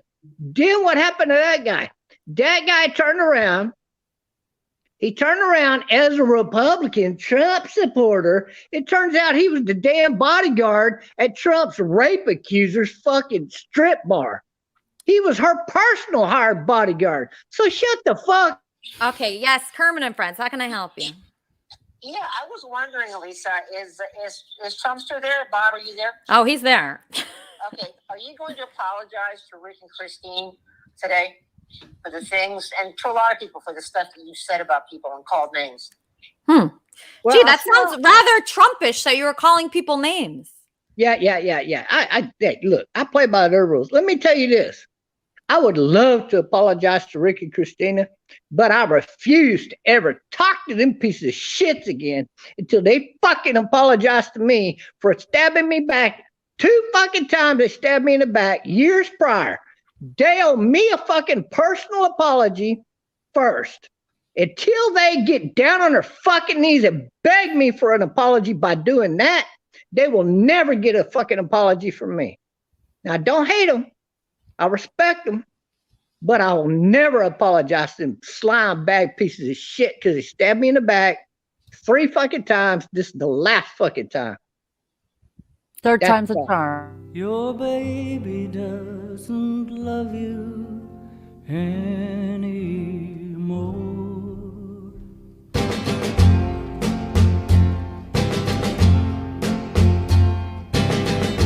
Golden days before they end. Whisper secrets to the wind. Your baby won't be near you anymore. Tender nights before they fly. Send falling stars that seem to cry. Your baby doesn't want you anymore. It's over.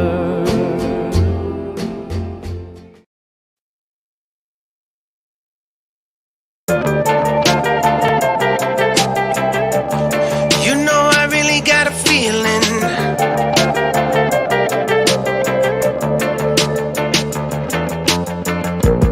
You know I really got a feeling. I'ma pull the fuck up on ya. You know I really got a feeling. I'ma set a fire on ya. It's just a matter of time now. Just a can of gas and I'll be burning your ass now. Pop the trunk, load the guns, on the road to the burning sun, cracking skulls skulls, spilling blood. On the road to the burning sun. Pop the trunk, load the guns. On the road to the burning sun. Cracking skulls, spilling blood. On the road to the burning sun.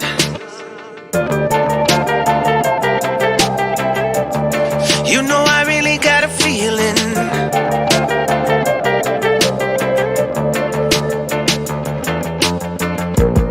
You know I really got a feeling. I have to bust a few shots on ya.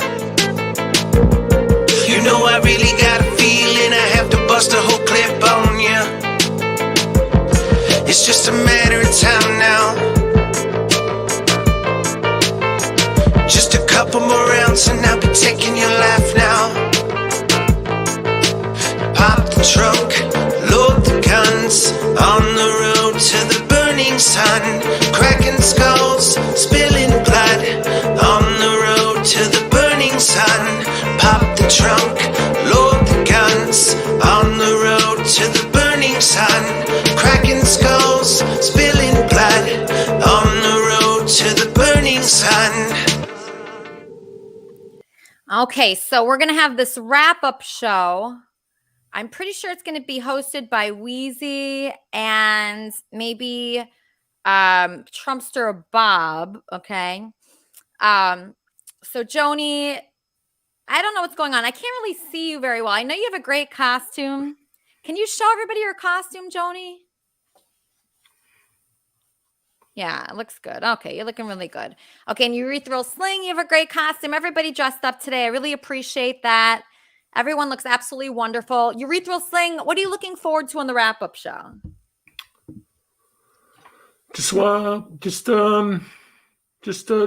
more stuff about what we learned today. Okay, and did you get anything out of the conversation between Roy and Charmin? That was, to me, what stood out. It's just so fascinating to think that,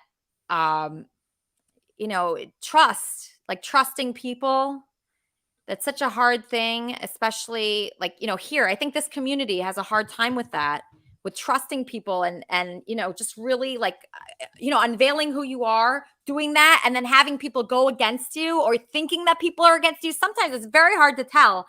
Kermit and Friends, how can I help you? Hello, Lisa. It's Dave. Hey, Dave. How are you? I'm all right, thank you. Happy Halloween. Happy Halloween.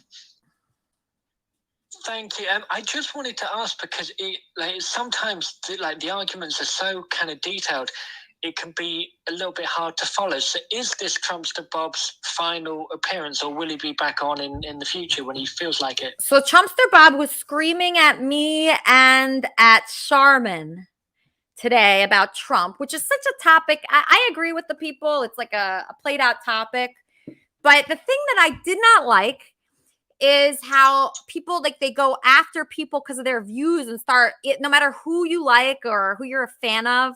I don't really care, if you like Trump or not or who you like, but to go after people with insults because of their views seems wrong. And that's something that I noticed a lot. I mean, Trump does that. And also the followers do that as well. So that is something that I despise. I despise attacking somebody because of their views on something. So to me, that was bad. But I mean, T-Bob is Trumpster Bob. So we knew what he was like coming in here. We knew what his personality was. He has one of those personalities and he goes after people and he insults them, if they have a different opinion. So in the Kermitarian church here, we accept all people. We love Bob, even if he did that, even if he went against Charmin and, attacked her. And that is a very difficult thing. And that is something that is a struggle. And it actually makes me become a better person. Because ordinarily, if someone did that to a friend of mine, I would be, furious and be like, fuck you. But in the Kermitarian church, actually, I wouldn't do it. I wouldn't just get rid of somebody because they attack someone for their views, because everybody is welcome here. And yes, I agree that Trump gets attacked more than anybody, but he also does the attacking. Usually people are more modest and more respectful. I mean, I've never seen a president be as much of an asshole as Trump ever, in my lifetime, for sure. So if like you disagree with that, that's okay. That's fine. It makes me know that when you come on the show and when Charmin talks about being a victim of sexual abuse and someone comes after her, that does seem like that type of stance. So I'm just aware of that. It's a really complicated one because I don't know if you've ever read the children's book, The Tiger Who Came to Tea, but that's kind of Trumpster Bob because, like, if you invite a tiger round for tea, he's going to eat everyone. But that's kind of, the exciting part of Trumpster Bob. Like, that's what he does. Like, I understand what you're saying because, maybe if you're being told off in, your private life, then you might dispense with that person. But then on Kermit and Friends, then, he has been kind of loyal and he does have a particular function on the show that nobody else really fulfills in the same way. So it's a hard position for you to be in because what do you do? Like, loads of people are always saying get rid of Trumpster Bob, but then, do you just follow them or like? But then at some point, is Bob's behaviour too outrageous for you to condone any longer? So I don't really know what you're meant to do. And it's so funny because like people are writing comments, right? So like there's a comment like Bill Clinton, great charming guy, also on Epstein's Island, right? So it's funny that like immediately when you go and say something bad about Trump, people always say the same thing. Always. On either side, they both say the same exact things at all times. So like if you go after Bill Clinton or you go after Biden, they go after Trump and vice versa. It's just funny. Like that's like saying, oh, I hate Trumpster Bob. Oh, well, I hate John Taylor. It's just, I don't know. There's something missing and askew with that where you have to go after the opposite side. Like you don't have to really go after anybody. You don't have to do that. Like if you could be a John Taylor fan and a Trump fan. You could be like, you don't have to like be on one side or another. Like you could see all angles. And I think that's something that Charmin is very ahead of her time. She's ahead of her time because she sees all sides. And I appreciate that. Even though she thought that Roy, set her up or, was tricking her, she's still willing to see his side. So that's something to learn. Like if she went after Roy for his views, like that would be like something not to respect. But the fact that she's like open to talking to Roy and is willing to hear his side, just be willing to hear other people's sides. You don't have to hate one person and like another person. Like you don't have to be the same exact person as everybody else. You don't have to be. I feel like there's a bunch of sheep out there that, oh, you either hate Charmin or love Charmin. Can't you just be like, okay, Charmin, I love that she's speaking out about being a victim, but maybe I didn't vote for the same person as her or whatever. Maybe I'm not a Democrat, but you could also like not be a Democrat, but also love Charmin. Do you guys know that? You don't have to all be sheep. Well, it's interesting you say that, and it reminded me there was a conference that President Barack Obama did before he left office, and he was talking about kind of woke culture and all that stuff. Yeah. And he said that, well, like there are no kind of absolutes in life. You don't have someone who's like 100% positive or 100% negative, and that the world is murky, and that you might like some things about someone and then not like other things about them. But everything's like a case by case thing. You don't have to just hate everything about someone or love everything about someone. You can kind of pick and choose a little bit.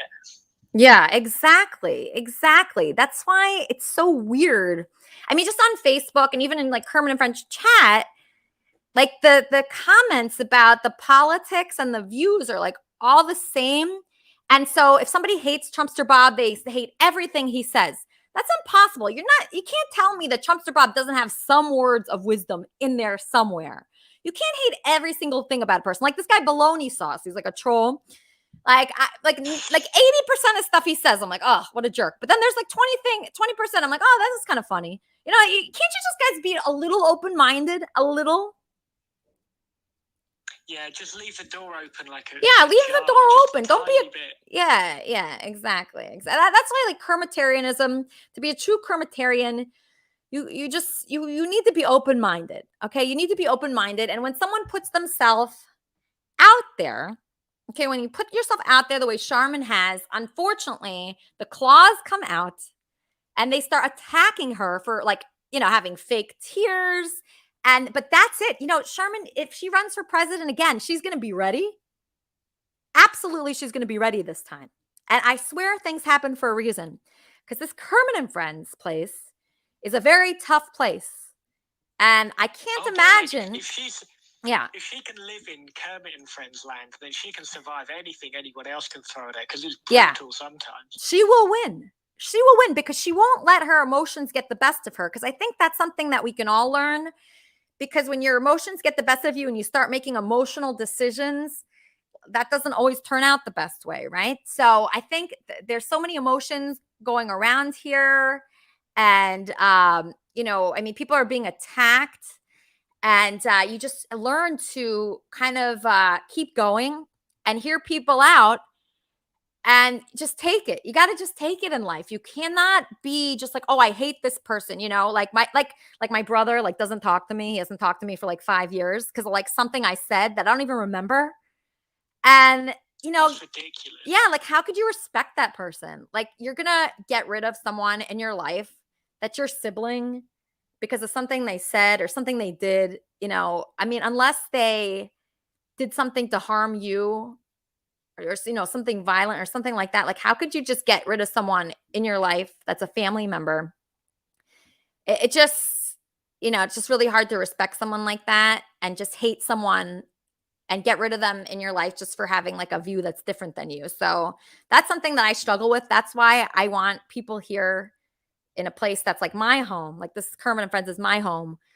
I don't want to look at people like that. I want to say, okay, Charmin, maybe I don't agree with you about Roy, but I agree with you on standing up for yourself and talking about this, like, sexual abuse that people, I didn't even know till last week. And it really made me think hard when Charmin started talking about digital penetration in some cases being sexual abuse.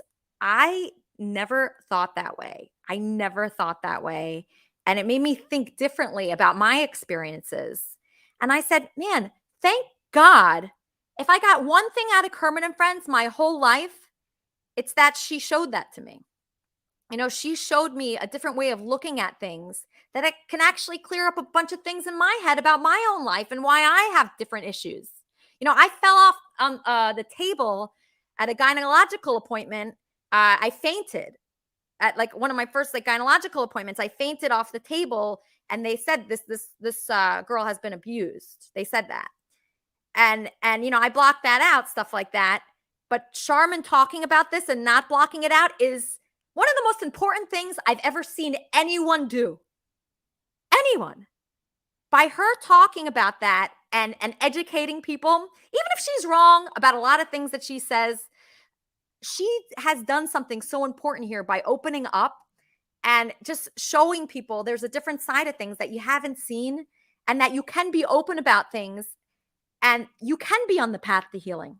You can be on the path to healing. You don't have to hide everything and look perfect, because so many people in this world are just trying to look so perfect and be like, oh, I voted for the right person. Oh, I did the right thing. I made the right choices. No one is perfect. We've all made stupid, idiotic choices very recently. And, if we're open about that, we could be on the path to healing. But if we hide it and hide our tears and just focus on looking cool and perfect and flawless, we're never going to get to where we want to be, ever. I agree with you. And as well, like, one of the things that maybe ought to be remembered is that because of the nature of your format, that you are generous with time to the guests that you have on, that you give your guests a long time to speak. It's not like you give them a minute and then you throw them off. Like, sometimes you have guests on that talk for 25 minutes, half an hour. Well, if that happens, there's not one person on earth who can talk for half hour and you're going to agree with every single thing they say. But it doesn't mean they're bad people. Yeah, I mean, I don't agree with a lot of things. That Barry sex tape thing. I mean, I would have advised against that. But you know what? If they want to do it, if they want to have a sex tape, if they want to make $5 million off of it, please do that and enjoy it. I wouldn't do that personally at this age, but I was different. When I was, good thing they didn't have YouPorn when I was like a teenager, because I would have been on that.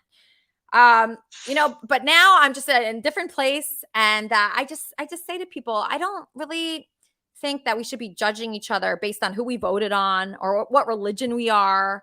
Judge people on how they treat someone. So if you're treating somebody with insults and you're attacking their point of view, that's something that I can't stand behind, no matter what. But we still welcome those people here. We still support them and appreciate them. And we hope they share as much as someone like Charmin shares, because that's beautiful. And it's one of the best things I've ever seen on any show.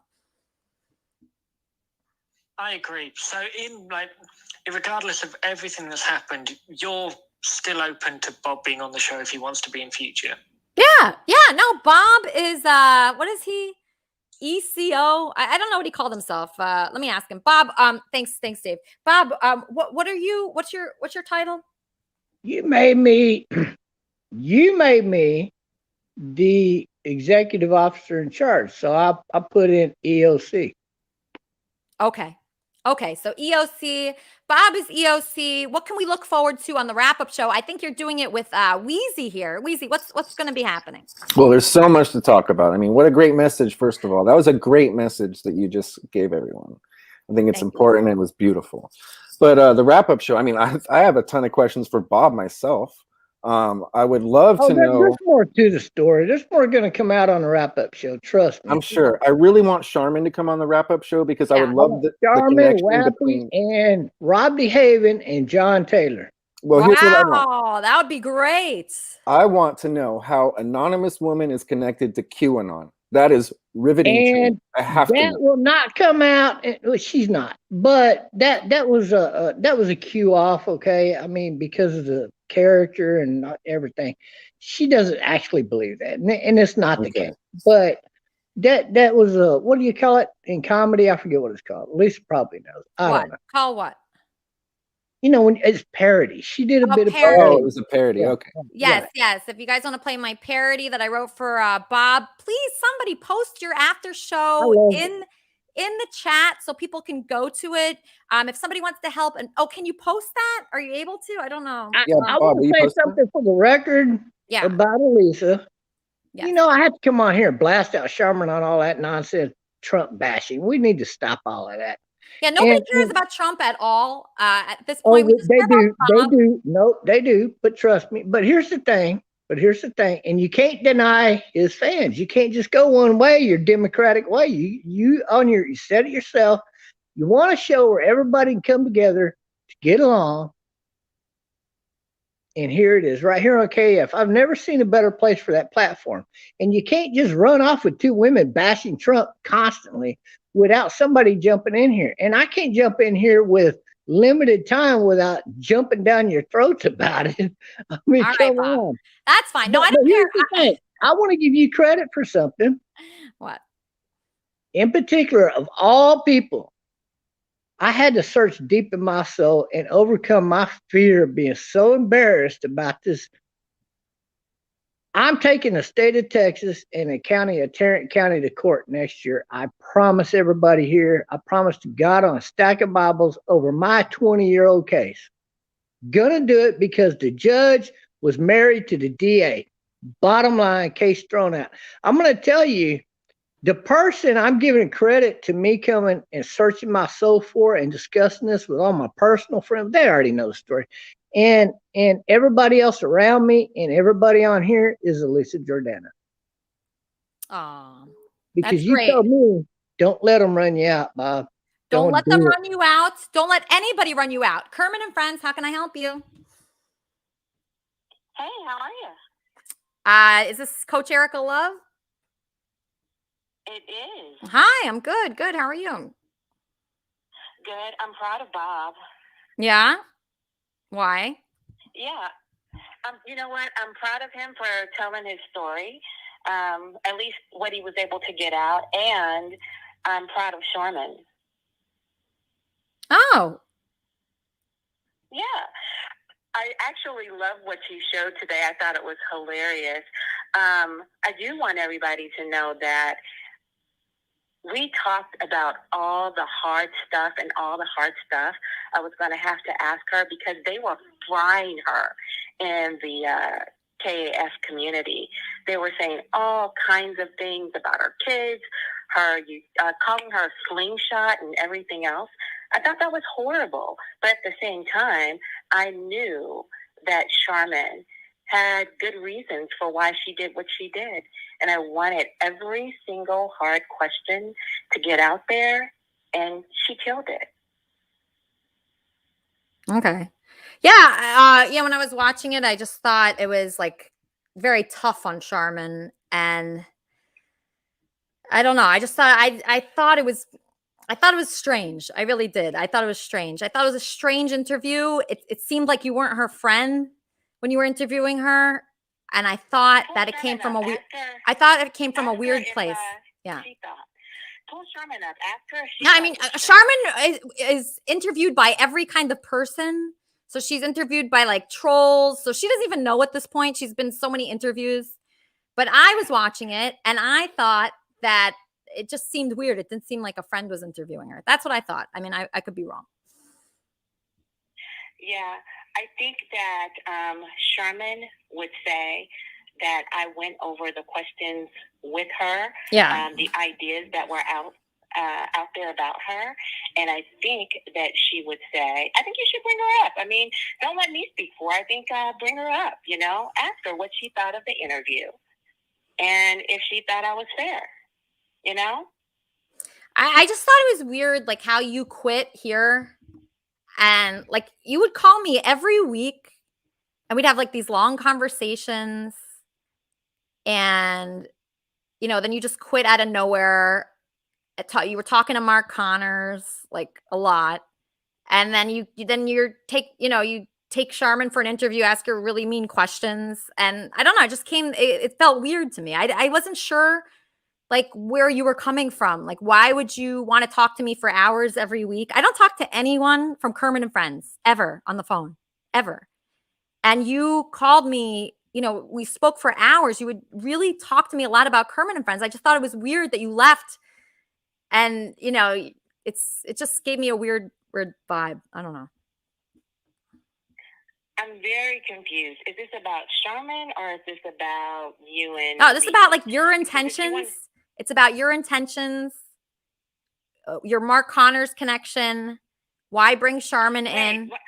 Freeze, because I would not know Mark Connors if it wasn't for you. You wanted me to interview Mark Connors. You introduced me to watch his Joker show. I am very, very confused where you're coming from with that. That whole Mark Connors thing was about you, and it was to promote your show. So where you're coming from with that, oh, wow. No, but I know you spoke with Mark Connors a lot before you quit Kermit and Friends. It just seems like a weird connection. Actually, no, you don't know that, because I didn't start talking to Mark except for you, okay? I didn't know he was contacting you. I did not know he was contacting you. He wasn't contacting me. I did a wrap-up show for you, and he came on it because he was on your show. So you're the person that, I don't know what you were doing. And you tried to pretend like I was all for Mark Connors when I was simply doing you favors. I was doing a favor for you. And so you all of a sudden decided, oh, well, Mark Connors is talking to her. I don't know what he was saying to you behind the scenes, but I wasn't talking to him. I had a big, I don't know, I had a show with, an after show with me, him, and Charmin. It was a couple of other people on there. And I even told you about it. So I just don't know. I don't know what your deal is. You're being freaking weird because all of a sudden I'm talking to you about Charmin, and then you want to make it about me and you. And yes, we used to talk for hours. You used to call me and tell me all about your life and your crap and reveal all your different secrets. And I never told any of your secrets. It's no big deal to me. I don't know what your deal is. So why are you upset? What's your problem? I've only been nice to you. It just feels like a very weird vibe. and it feels like there's something strange. I don't know. I don't know what it is. It's probably Mark Connors related, but I don't know if it's the only person who's deeply associated with Mark Connors and between you and me is you. You introduced me to Mark Connors. You told me to go watch his show. You wanted me to know about him. You even wanted me to talk about I heard his music and all of this kind of stuff. So you prepped me for all of that. And then I guess because you thought he was taking me from you, then you tried to attach me to him. But he can't take me from you because I'm nobody's. I'm mine. I'm my own freaking independent person. I don't know where you got that all confused in your mind.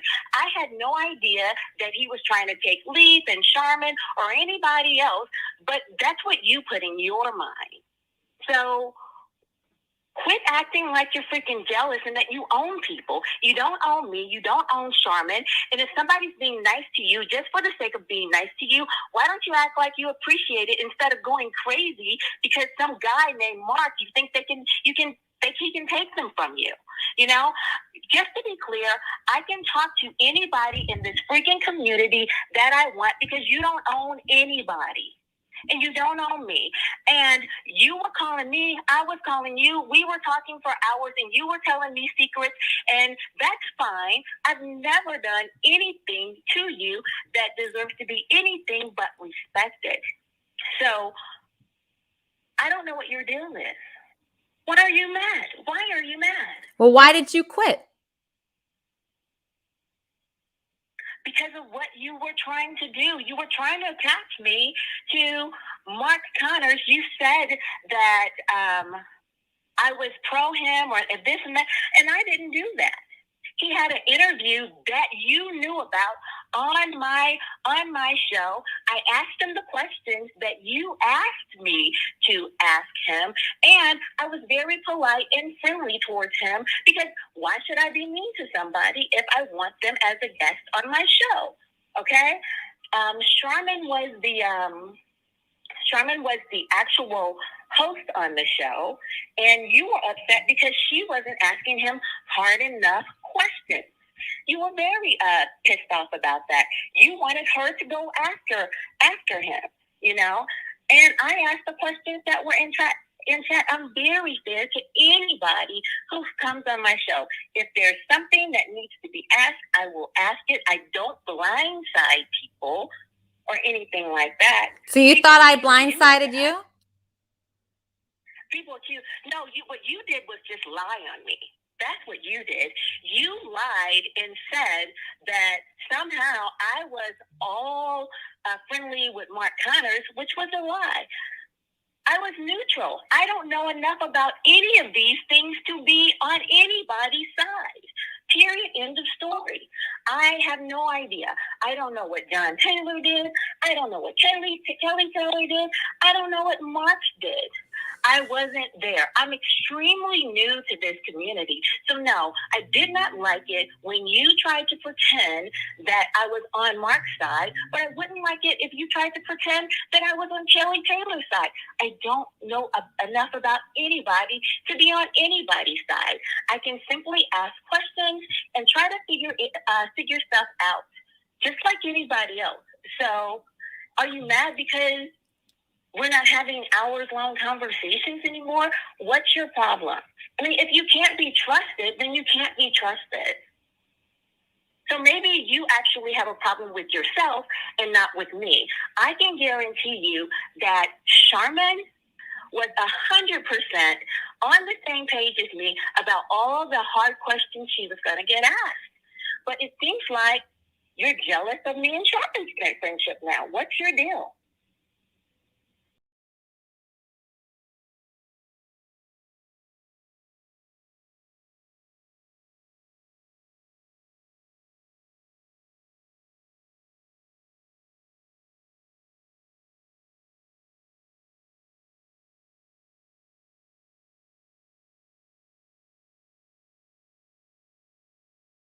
What'd you say? But before I had the interview, with Charmin, I contacted you and Leaf You know it's true because I did. I just feel like you have had all these bad feelings about me. No, I didn't do anything to you. I've been nothing but nice to you, and you're trying to make this about you and me. But it is. It's not. Then what's it about? Sharman came on my show. I did not even talk about you.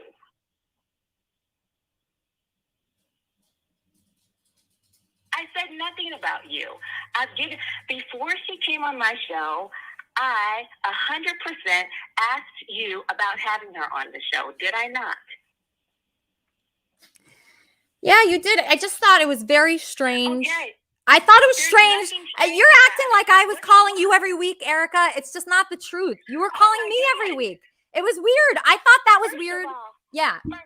First of all, don't act like it wasn't mutual because I can pull up the phone records. And then why would you stay on the phone for hours with Because I was somebody curious you what didn't you wanna talk to? wanted. No one does that. You know, that you didn't want to talk to, you know? It was a mutual relationship, and now you're butthurt because we don't talk anymore. We don't talk anymore because you lied. And you tried to present me in a light that wasn't true. What, do you want me to call you? What are you complaining No, about? I'm complaining. Exactly what are you complaining about? I am complaining that you're acting like I would call you every week. I don't call anyone. I don't like talking on the phone, so that's just not true. You would call me every week, and I appreciated that. And you were booking guests, and I appreciated that. And I felt like you left at a very strange time without any reason. And you didn't say any reason. You just continued to poach Kermit and Friends, grifting off of it, and just not ever talk to me again. Oh, so somehow I am grifting off of you? I'm grifting off of you? I'm poaching Kermit and Friends? I asked you before I booked Sharman to book Sharman, and you said, great idea. Did you not? I did say great idea, but then when I watched the interview, you just took. And Lee said, I'm glad that you are booking more TNF content. No, I was happy about the KNF content, but then when I watched it, you were just asking Charmin stuff that you knew would upset her, and you just took the most upsetting things from the interview that I did with her and just put it on your show, and there was like no humor or lightness to it. It felt like you just wanted Charmin to be upset. It wasn't supposed to be humor or light, and she knew that. She knew that. She knew that I was. But what is it for? What is it for then?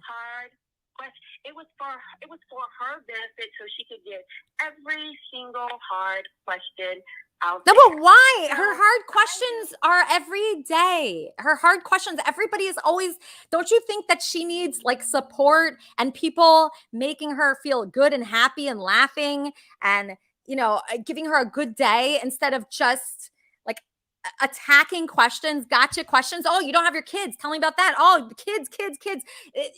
That is just, I didn't like it. It felt like poaching. It felt like grifting. It didn't feel nice. And I'm sorry to say that. And it didn't feel nice when you left, Erica. It didn't feel nice. You didn't have an excuse. It wasn't her. It wasn't about you. It was about her, and it was for her. And she knew every single question, and she knew all about the kids' question beforehand. All about it. She 100% knew about the kids' question. She knew I was going to ask her that question.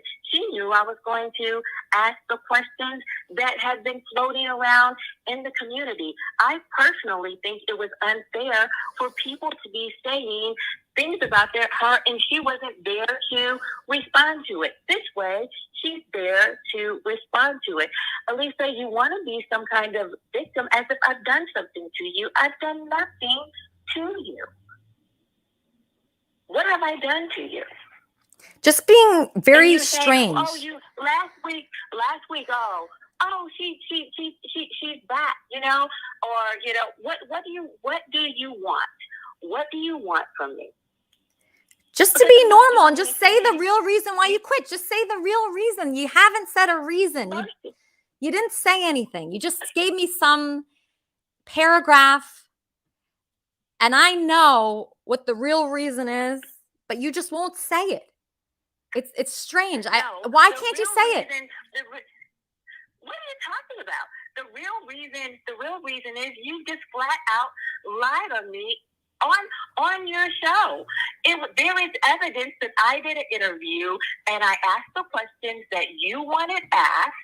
Okay. So why did you leave after the Mark Connors interview, love? Why did you leave after the Mark Connors interview? Why would you leave directly after that and quit? Lied. Because you lied on me. You lied on me. You lied on me on your show. You tried to pretend like I was doing something that I wasn't. You tried to pretend that I was pro Mark when I wasn't pro anybody. So you left coincidentally you left directly after Mark Connors interview? Correct. You lied on me. You lied on me directly after the interview that I did on your behalf to promote what you had going on your show. You lied. And then you got all mad because I don't want to talk to you anymore. Why are you mad? Why are you mad? Now you're mad because I'm friends with Sharman. That's not why I'm mad. She came on the show when I asked her beforehand, what is your problem? And then you get all excited because I'm calling last week, and now you want to make it up like I'm doing something, to you. I've done nothing but be nice to you, Elisa. Nothing but be nice.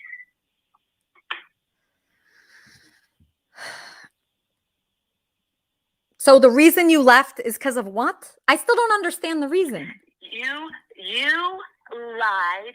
You presented me in a light on your show that was false. It was 100% false. You tried to pretend like I was on Mark Connor's team, which I wasn't. I wasn't on Mark Connor's team. I wasn't on anybody's team except for your team, which is the only reason why I did the stupid show anyway. I was only promoting the content that was on your show. And you're mad because we're not talking on the phone. No, I don't even like talking on the phone. And I don't like it that you said I call you on the phone because I don't. You would talk on the phone with me for hours and tell me about your family problems and all of these things. And I would be kind enough to listen. And I never told any of your secrets to anybody, nor did I plan on it. I didn't even call today to talk about you and I. I just plan to continue being nice and respectful to you, but instead you want to make something about that I did for Sharman, again promoting the guests and people on your show, the storyline that's on your show, and you want to make it negative. Are you mad because I am talking to other people and not talking to you? What is your problem? I think it is weird that you're talking to other people from Kermit and Friends, and I think it is weird. Yeah. So I have to talk to you all the time to talk to people from Kermit and Friends. I have to talk to you. I mean, I'm Kermit and Friends, so yeah.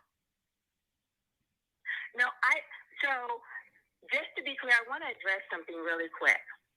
I wasn't the interviewer for the Mark Connors show. I was just more so backstage. But then when hard questions were not being asked, I started to ask those harder questions. So I was the person who asked, was he a felon or not? And just to be clear, if you come on my show and you want to get your story out and people are talking a bunch of crap about you, you are welcome to come on and explain yourself, but we will talk before the interview, and I will let you know you will get these hard questions, and you can address them. So that will happen if you're on my show. So I don't think that's a big deal. Just because I like you, I don't not ask you hard questions. I think that's fair. What I don't do to people is what you do to people, which is bring them on the show and then pretend like they're something that they're not. I don't do that. What does that mean? What I don't do to people, I don't blindside them with fake information and then pretend like it's true. I don't do that to people. you like Bob. And so what you did for Bob, that is what I do for people.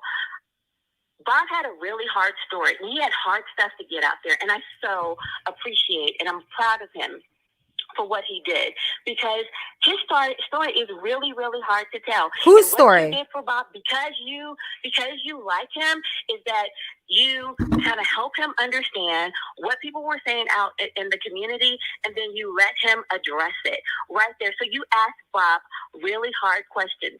That's the exact same thing I did for Sherman, but because I did it, and you're mad at me because we. Okay, what if I started going to your YouTube channel? Excuse me, Erica. Erica. That's a bad thing about me. What if I went to your YouTube channel? On top of that, what you do to people is bring on guests and then ask them questions that they know nothing about and completely blindside them, and you try to hurt them. You try to make light of them. You try to make a parody of them.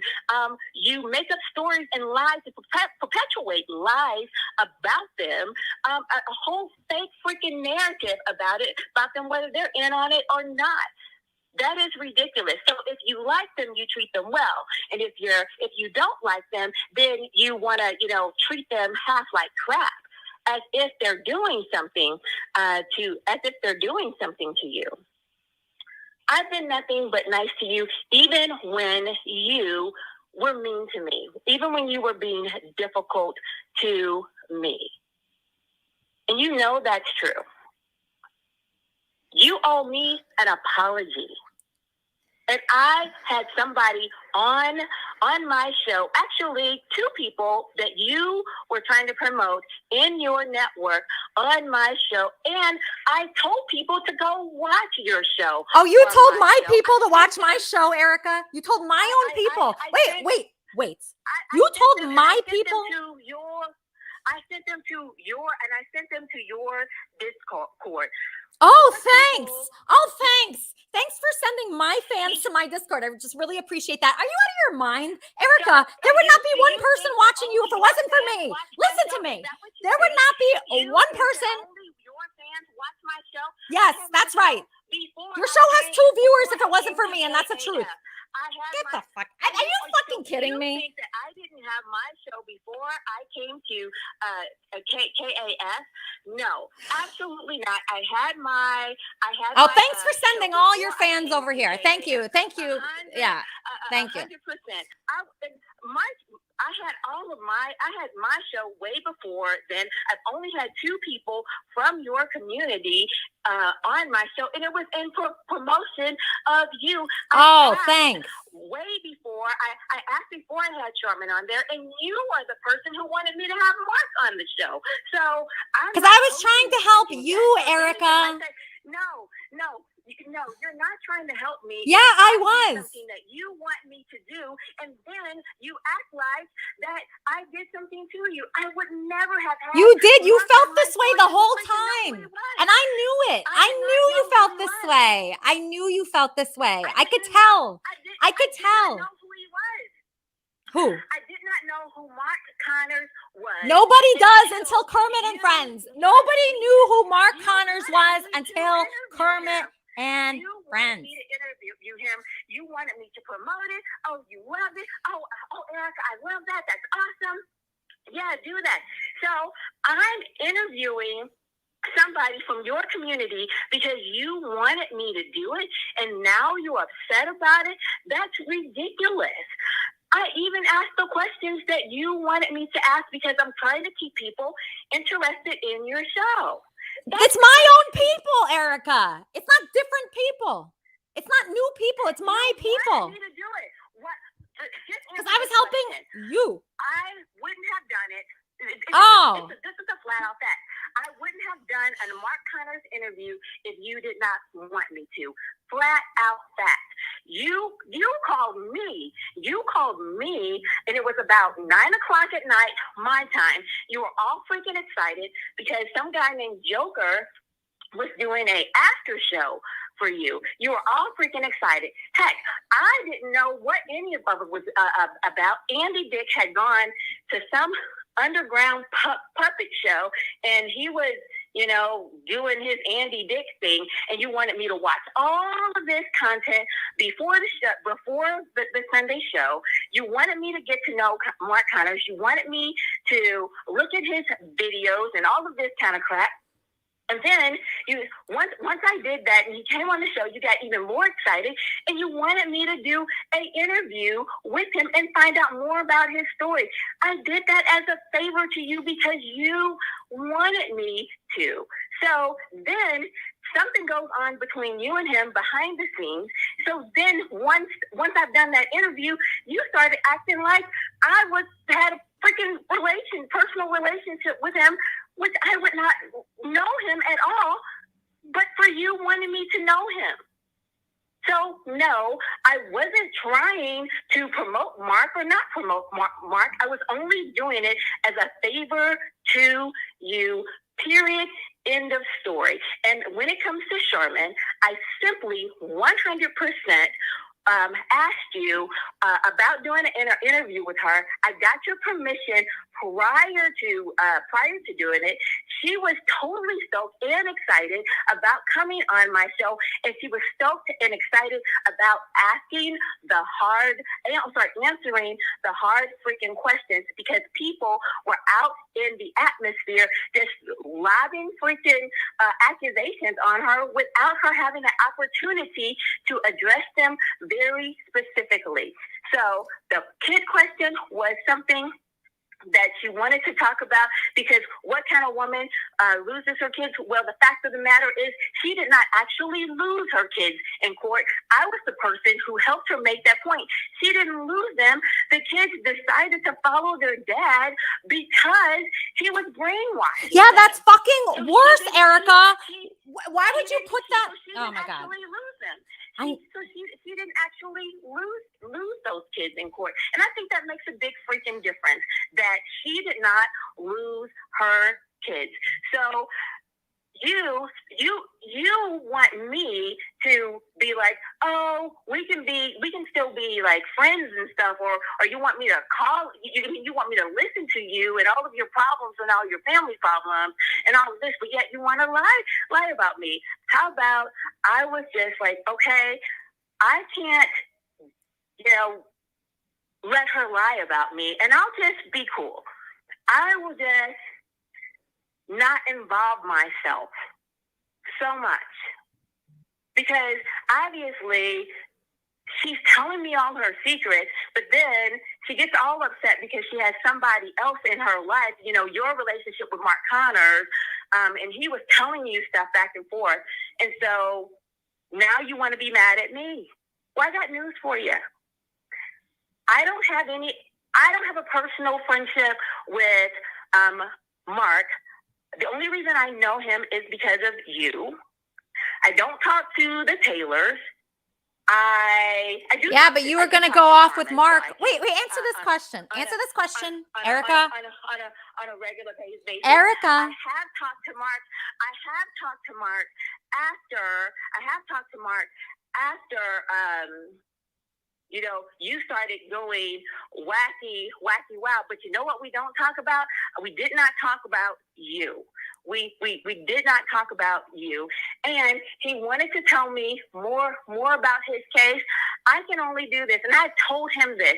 Mark, I don't know what you did, because I wasn't there. I've been very, very clear with him. I don't know what you did because I was not there. And quite frankly, I think he's already been tried in the court system. So that's that. I agree with Sharman. He's already been tried in the court system. Okay, did he offer you, Erica, did he offer you a show? Answer that question. Did he offer you a show? Did he offer you a show, Coach Love? Whatever I have to say about his guilt or innocence is irrelevant. And I think I just heard you ask me a question about him asking me to do Ladies Talk. I'm so freaking glad that you brought that up, because 5 minutes, 5 freaking minutes before we came on your show, he goes, "Hey, do you want to do a ladies talking?" I go, "Oh, okay, like sure." And it's like no big deal. I had no freaking idea that you guys, you and Mark Connors, were freaking arguing about you and your talent. And just to be clear, just because I'll do an episode of Ladies Talk does not mean that I could not continue to do your show. I've been on other people's shows, and I didn't stop doing your show. I stopped doing your show because you lied about me, and you tried to pretend like because I gave Mark a quick I'll do a Ladies Talk show, that all of a sudden I'm against you. And I would think that you would be way more intelligent than to know I can do more than one show. I do my show. I had been doing my show. I had been doing your show, and I had been doing your after show. So obviously I can do more than one show at a freaking time. Obviously. So why you would think, and you didn't start attacking Leaf because he was talking to Mark Connors, but you did start attacking Charmin because she was doing Mark Connors. You did do that. So all of a sudden, Charmin was bad. I was bad. The difference is this. Charmin had clearly stated that she was pro Mark Connors. I, on the other hand, was not pro Mark Connors. So it bothered me. That you would just flat out lie when that's not what I was saying. Wait, lie about what? I didn't lie about anything. I know what happened. I'm not an idiot. You go back to your video and you said that I was pro Mark Connors. You said you that. are. You were talking to him. You're doing shows with him. I know he's like you. Hey, Erica. Mark Connors. You said that I was pro Mark Who's Connors. this? Hold on, Erica. Who's calling you? Give me a freaking show. He can't give me a show. I already have a show. And who does something because somebody's gonna let him be on a freaking YouTube show like it's a freaking prize? It's not a freaking prize. All you need is StreamYard, and you can have it. So the reason why Leaf King can under the freaking bus as if being, doing a show where you talk about subjects is a big freaking deal. That's freaking what I do all the time. That is what I do all the freaking time. I talk about different subject matters. So you were so convoluted, and you didn't even ask me. You didn't even ask me if I was pro Mark Connors. You just started saying it. You just started saying, when it's clear, if you look at the interview, I was the person asking the hard questions. So I differ with Charmin on this. She 100% believes Mark. I was still, on the fence and still saying, what does it freaking matter? Because he's already gone to court. That, to me, was a big freaking issue. And what I did not like about what you did is that you started saying that I was connected to Mark. You were. I know he's making you promises, love, because he was doing the same thing with me and the same thing with Charmin, the same thing with everybody. He's saying, leave Kermit and Friends, come here. That's what he did with every single person. So stop lying. You're lying. You're disingenuous. You said that he did that to you. Did you leave your freaking show? Did you leave your show? No, that would be ridiculous. Did Charmin leave your freaking show? No. No, but you did. You were the one that did. You're the only one he got. You want to know what? And you want to, because you lied. I don't know who else you lied on, but you lied on me.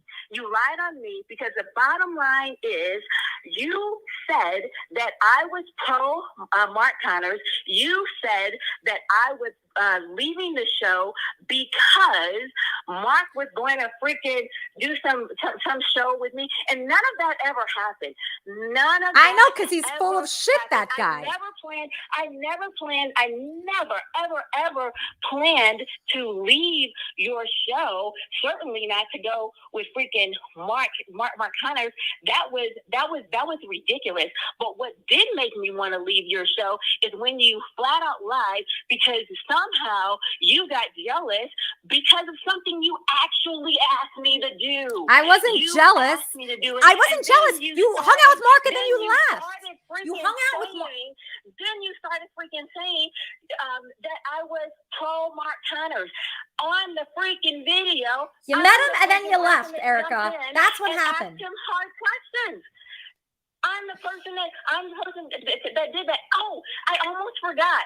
And when he started saying the crap about producing your show, who got on the phone and said, Elisa, he's saying that you wanted him to produce your show. Do you want to get on here and address that? Who picked up the phone to say that? Because I did not want him to be lying on you. I did not want that, because what I don't like is liars. And that's my issue with you. You lied on me. You pretended like I was pro something and I was connected to something that I wasn't. And I simply wouldn't have even been involved in it at all had it not been for you, because I didn't need it. I don't need it.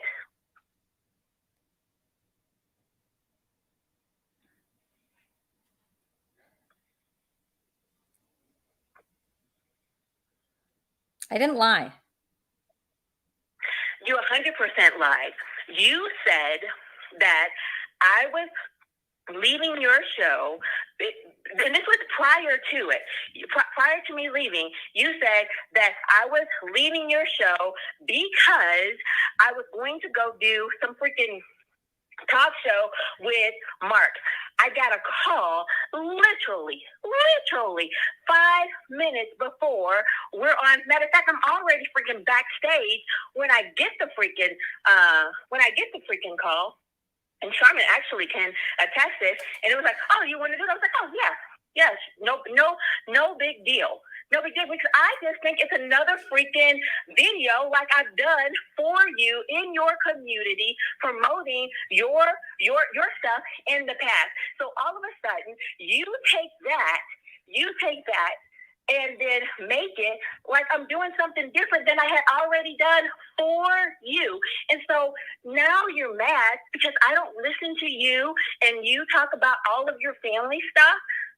And just to be clear, I would like you to mark that I've never told anybody any of the stuff that you've told me off scene. I mean, on our phone calls. And you yourself just admitted that you would be on the phone for hours. And yes, we would talk about Kermit and Friends, but yes, you would all tell me all of your family stuff. Your mother, your sister, your brother, your dad, all that stuff. And I'm still not going to reveal it because I don't want to reveal it. I didn't do anything to you, and I remained nice to you, even giving you respect well after I felt that you lied on me. Well after that. Even after Charmin and I talked and said that it would be a good idea for her to do an interview on the show, before I did that, I got your permission and I talked with Leaf. So there we go. And to your point, just to be really clear, I still called in and I wasn't talking about you at all. I didn't even call in to talk about you. I called in to promote Charmin again, and to say that I was proud about her, and to say that I was proud of Bob and them telling their stories. You decided to bring up all of this crap that you created. So stop being somebody who needs to create drama, because I was simply just going to continue to be nice to you and not bring up fake and disingenuous, which I knew. No, you were going to be fake and disingenuous and poach my people. I know what you were going to do. It's very obvious. It's okay. You just say that. No, but just say that.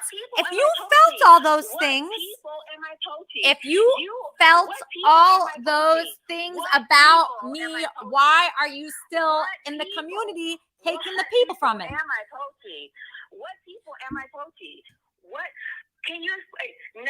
want to be a victim because you want to claim I'm poaching people. What people am I poaching? Because the Mark interview, once again, you wanted me to do that. That was a favor. Okay, you took the Mark interview. He made you promises. And the Charmin interview, you 100% knew about, and I got your permission before I did. No, it. I was happy you were interviewing Charmin. Can you let me talk for a second, Coach Love? In writing. So I don't get what I don't get what I don't mind you interviewing the people here, but you obviously feel that I'm a liar and that all these bad things about me. Wait a second. No. You felt this the whole time. That's why you claim you left. Can I say something? I'm turning you down. Okay, you felt all these things about me, all these negative things about me, yet you were still very involved in the Kermit and Friends community, poaching the people and grifting off the show.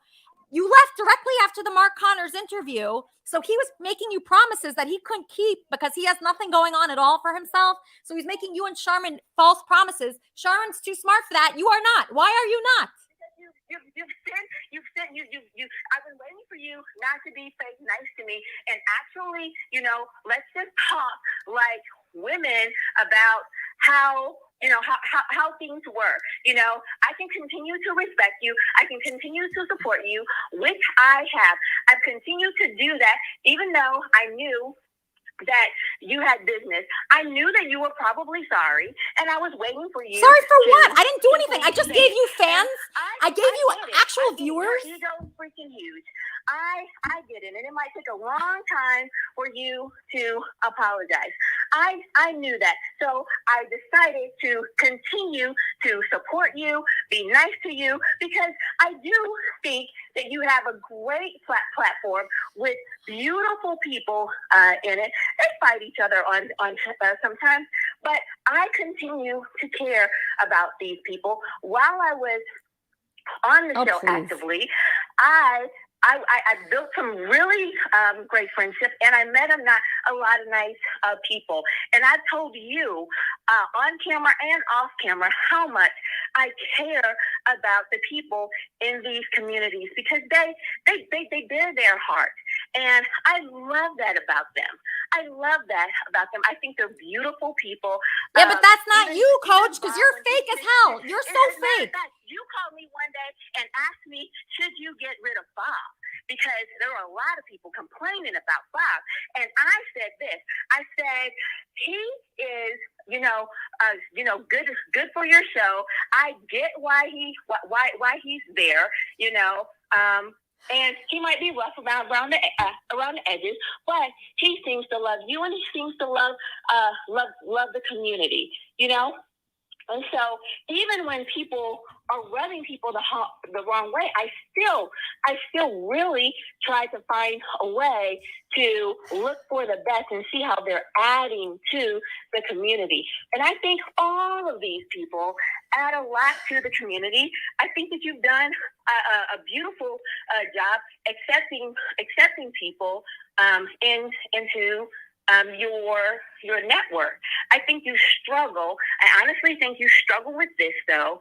I think you struggle with the truth sometimes, and I think you struggle with your ego because the moment that I wasn't listening to your stories, all the time, you found it very difficult to go ahead and apologize to me. But Elisa, I must tell you, I think you're doing a good job. You just need to quit trying to set people up, and stop. The moment that you're not getting away, don't try to play the victim or anything like that. Don't lie anymore. And the next time that, you ask someone to do something for you, continue to be grateful. And if somebody I asked you to do that, and then you left. You left immediately after I introduced you to Mark Connors, then you left. You were gone. No. Yeah, that's what happened. No, because there was about 3 weeks of information that you were sending me. You wanted me to look up stuff and listen and because I didn't know him from a can of paint. I didn't know him from a can of paint at all. I did the interview to help support and promote you. Period. That is it. Oh, come on. So when 100% come on. what else do I have it for? I don't know. Him. He's not. Yeah, you don't know because there is no other reason. You asked me to do it. So why would you ask me to do something and then be all excited about it? And then it was, I just don't get it. I do not get it. Because you left with no explanation at all. You thought I was a liar and all these bad things. You thought I set people up and you're being disingenuous. I saw you completely portray me in a false freaking light. And the false light. Because you left. You left with no excuse, nothing. You said that I was connected to Mark, and I believed his story as if I was cheerleading for him, and that was 100% false. I don't like it. I did not like being connected to that at all. I did not like it. So then why'd you do it? Why'd you leave? All right, never mind. And I wouldn't have done that story had it not been for you. You wanted me to do it. But then you left immediately after. Oh my God, you're not like, this is not making sense. I gave you a story to do. You did it. And then you left with that guy who is a freaking lunatic. Okay. That's just what it comes down to. You didn't give a good explanation. Where did I go? Where did I go with him? What did I have no idea. Guess what? I've never done a show with him. Where did I go? Where did I go? No clue. No clue. I didn't go anywhere. I did not go anywhere with him. I didn't do anything with him at all. At all. Okay, so I'm going to call you a liar. Wait, hold on. Erica, wait. If I called you a liar and said like you backstab people and all these bad things you're saying about me, and then I went to your YouTube channel, took all your guests and asked them questions that were upsetting, how would you feel about me? Yeah, if I went to your YouTube channel, started contacting people. I took, first of all, I would have never had this kind of conversation on an open forum.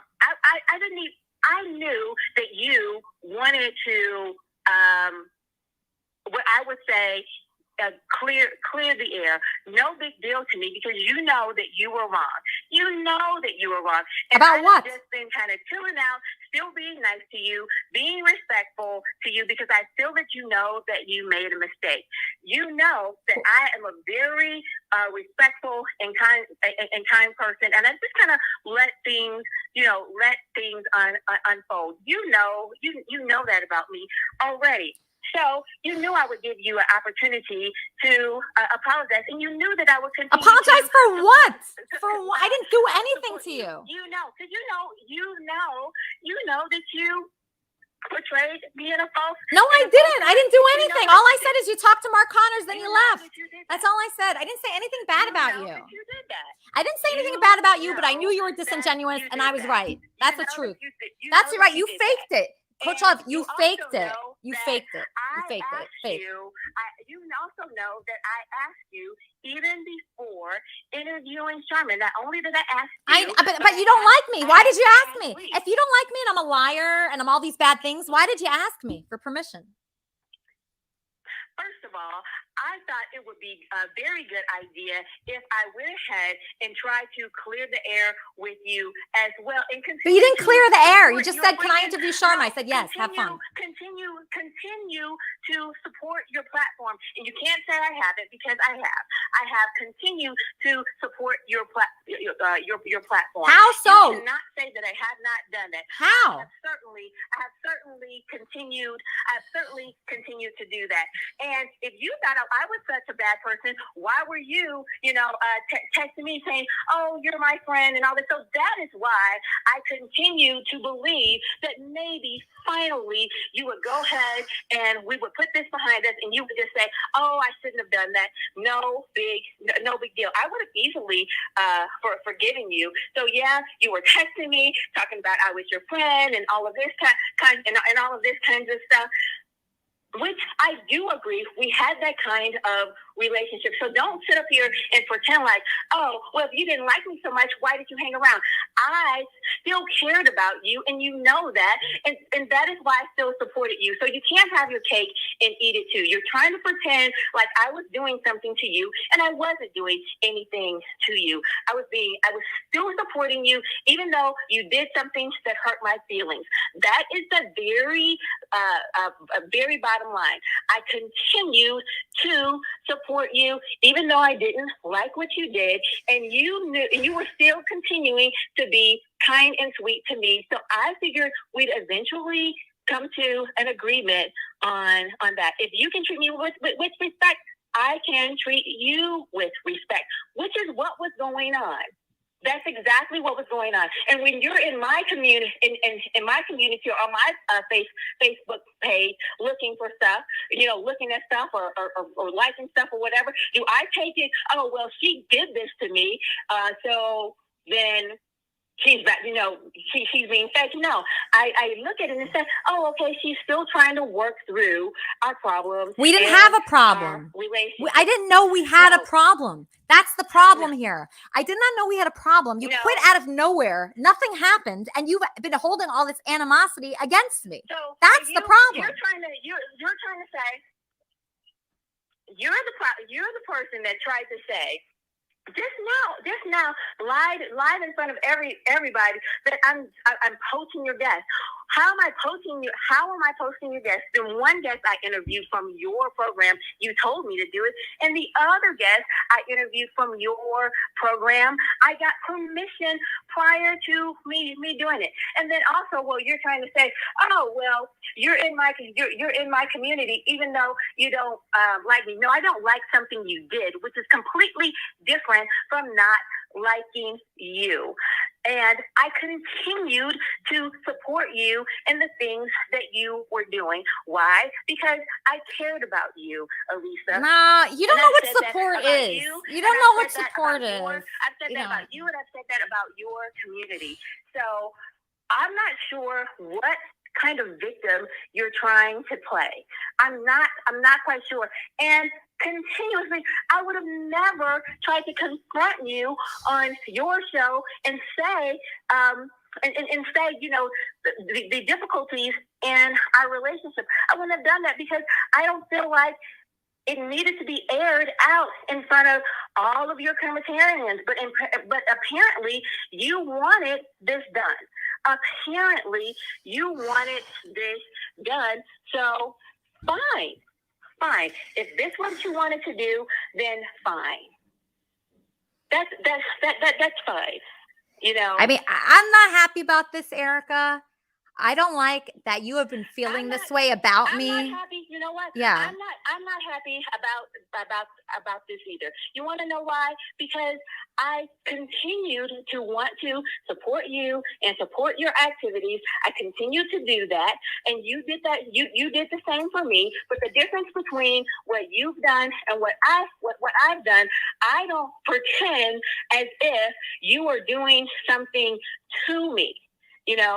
I did not pretend that. I did not pretend that. And the difference between you and me is I did not go on my show and say, hey, Elisa loves Mark, or Elisa loves this person, when it's clear you might not have anything to do it. I did not set you up. For instance, I could go and say, oh, Elisa likes this criminal and she's all about this criminal and some guy that I freaking introduced you to. I didn't do that to you. I've brought several guests to you on your show. That one guy, I was like the guy that smokes pot and has this pot industry thing. I didn't go freaking on my show and say, oh, well, Elisa promotes the pot industry and she promotes drugs and all of this kind of stuff. Just because I had him on your show for you, I didn't do that. That's literally what that's literally what you did. That's literally what you did. Erica, you're leaving out that you left with that guy. You booked him. I booked him on your show, and then you left with him because he gave you promises and he tried to take you away from Kermit and Friends. I know that's what happened. What? Nobody I don't know. promised me a freaking YouTube show. I already have one.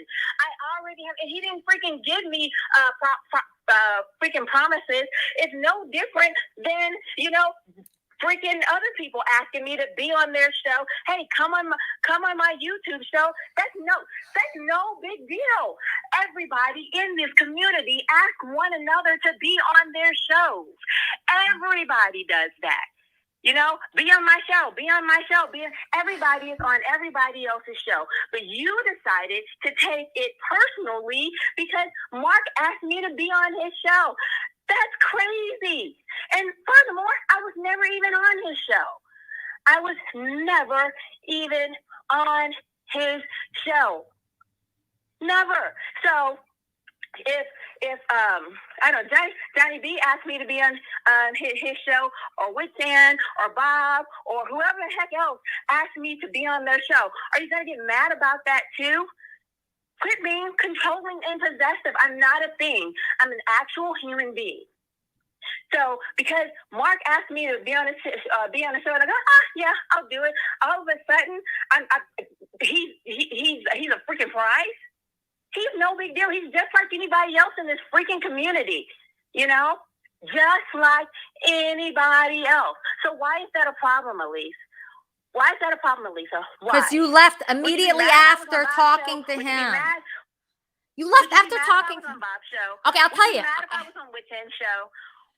You could be on anybody's show that you want, but at least be honest about you. We're talking to that guy who was taking people away from Kermit and Friends. You left.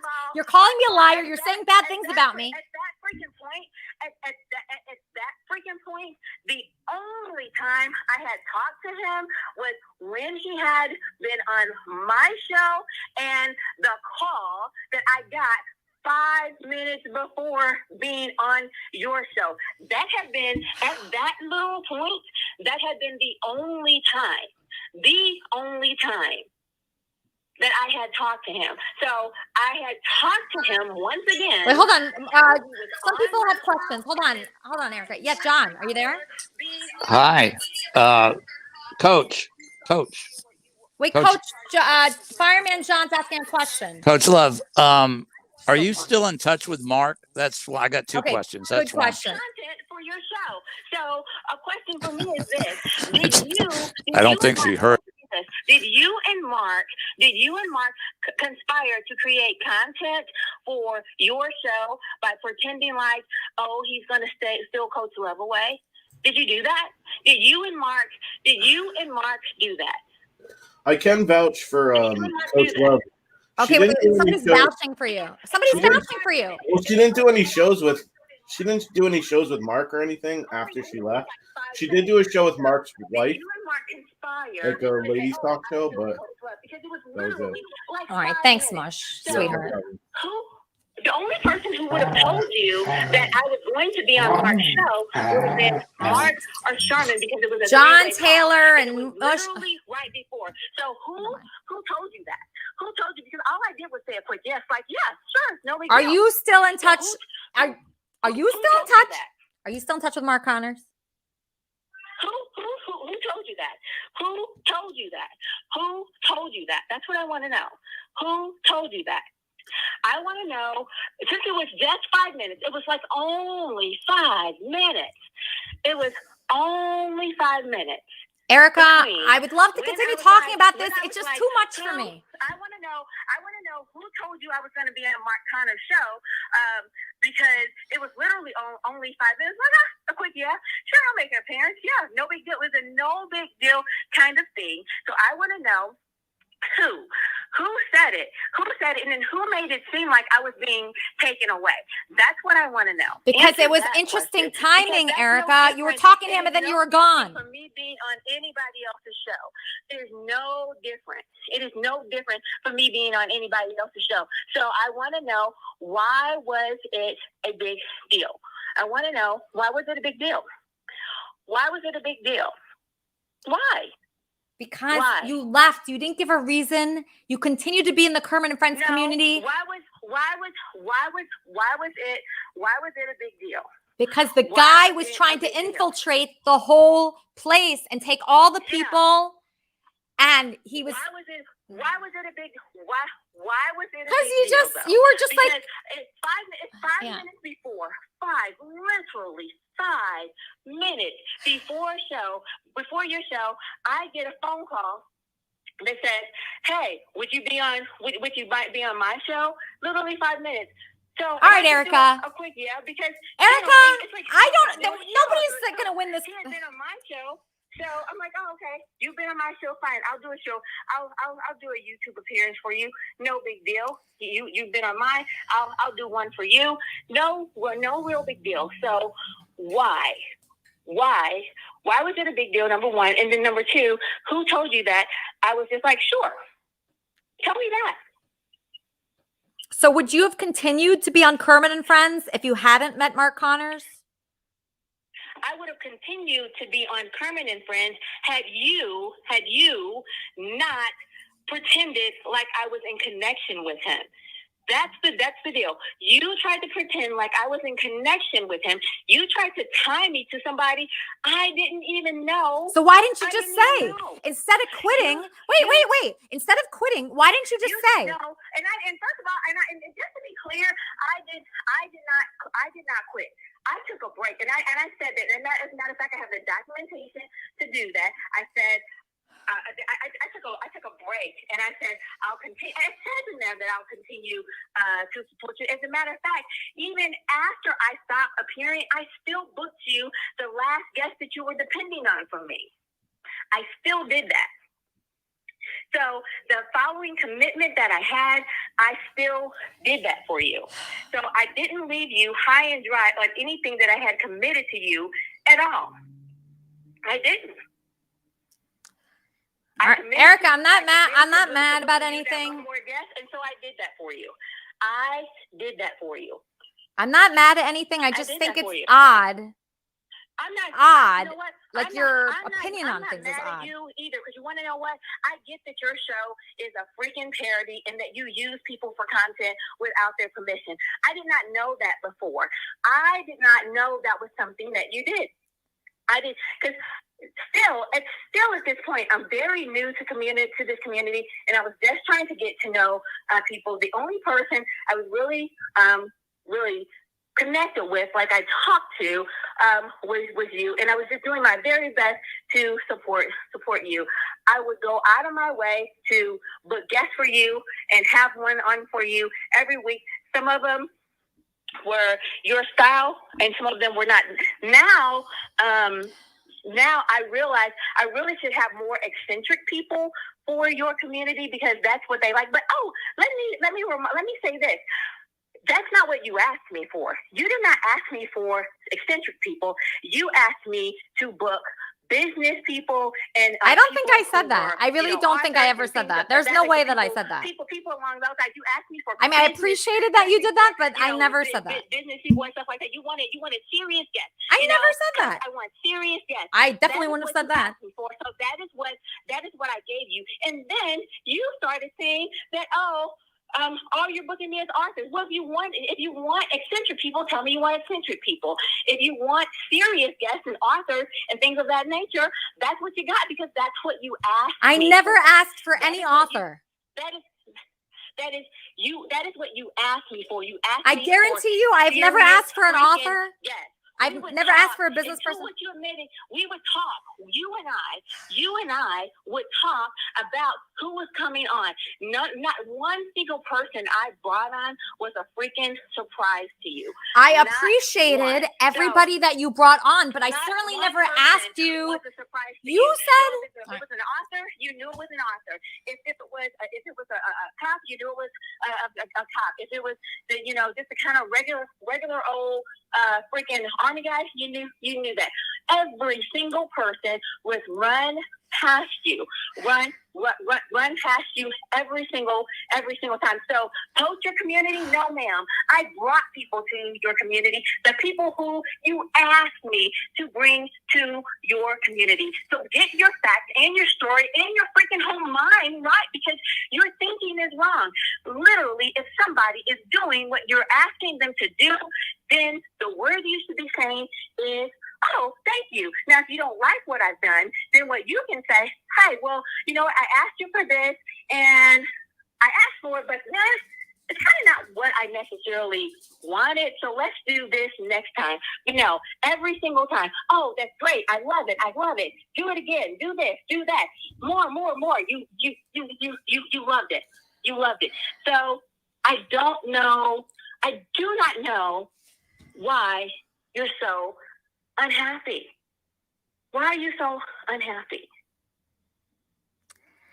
I think that you have all these feelings about me, obviously, that I didn't know. And you were continuing. When you asked for permission to interview Charmin, I knew it was disingenuous. I think that I think that I continue to be nice to you and respectful to you and support you. So fake. So you're being fake. That's okay. I think that's I'm happy I know. I mean, because you were doing you were doing it for me. I was doing it. I was doing it for you. And the only thing that I can ascertain is now you're mad because I don't sit up and listen to you on the phone for hours on end about you and your family problems and your personal feelings about Andy, Dick, and whoever else that you were sleeping with at the time or hanging out with at the time. I feel like you're freaking hurt about that. All you had to do, Elisa, was continue to be nice and respectful to me, and I was being nice and respectful to you. You were being supportive towards me. I was being supportive towards you, and there was nothing wrong with that. From my perspective, it seems that you had some confusion. I was giving you an opportunity to work it out, which I think is fair. You know, I think it's fair for me to do. And I can support you along the way, and you can support me along the way. And all of a sudden, you are doing it again. You're taking what people don't understand in the background and trying to make it like I'm doing something to you. I can't believe, of all people, you would call me a poacher when I brought the people that you've asked for to this community. And you know that I have said, oh, I care about the people in this community. So it would be all right, different. Erica, I have to go to the wrap-up show. I'm sorry. I have to go to the wrap-up show. If I was going around your community and say, oh, hey, would you be on my show? Oh, hey, would you be on my show? And then not telling you about it. First of all, number one, I really want to just nail this home. The only two people I've had from your community on my show was Mark freaking Connors, which you asked me to do, and Charmin, which I asked your permission for. So quit acting like I'm doing something to you. You're no victim. I'm not doing anything to you. The only thing that changed in our relationship is I didn't listen to you and your problems for hours on end. That's the only thing that changed in our relationship.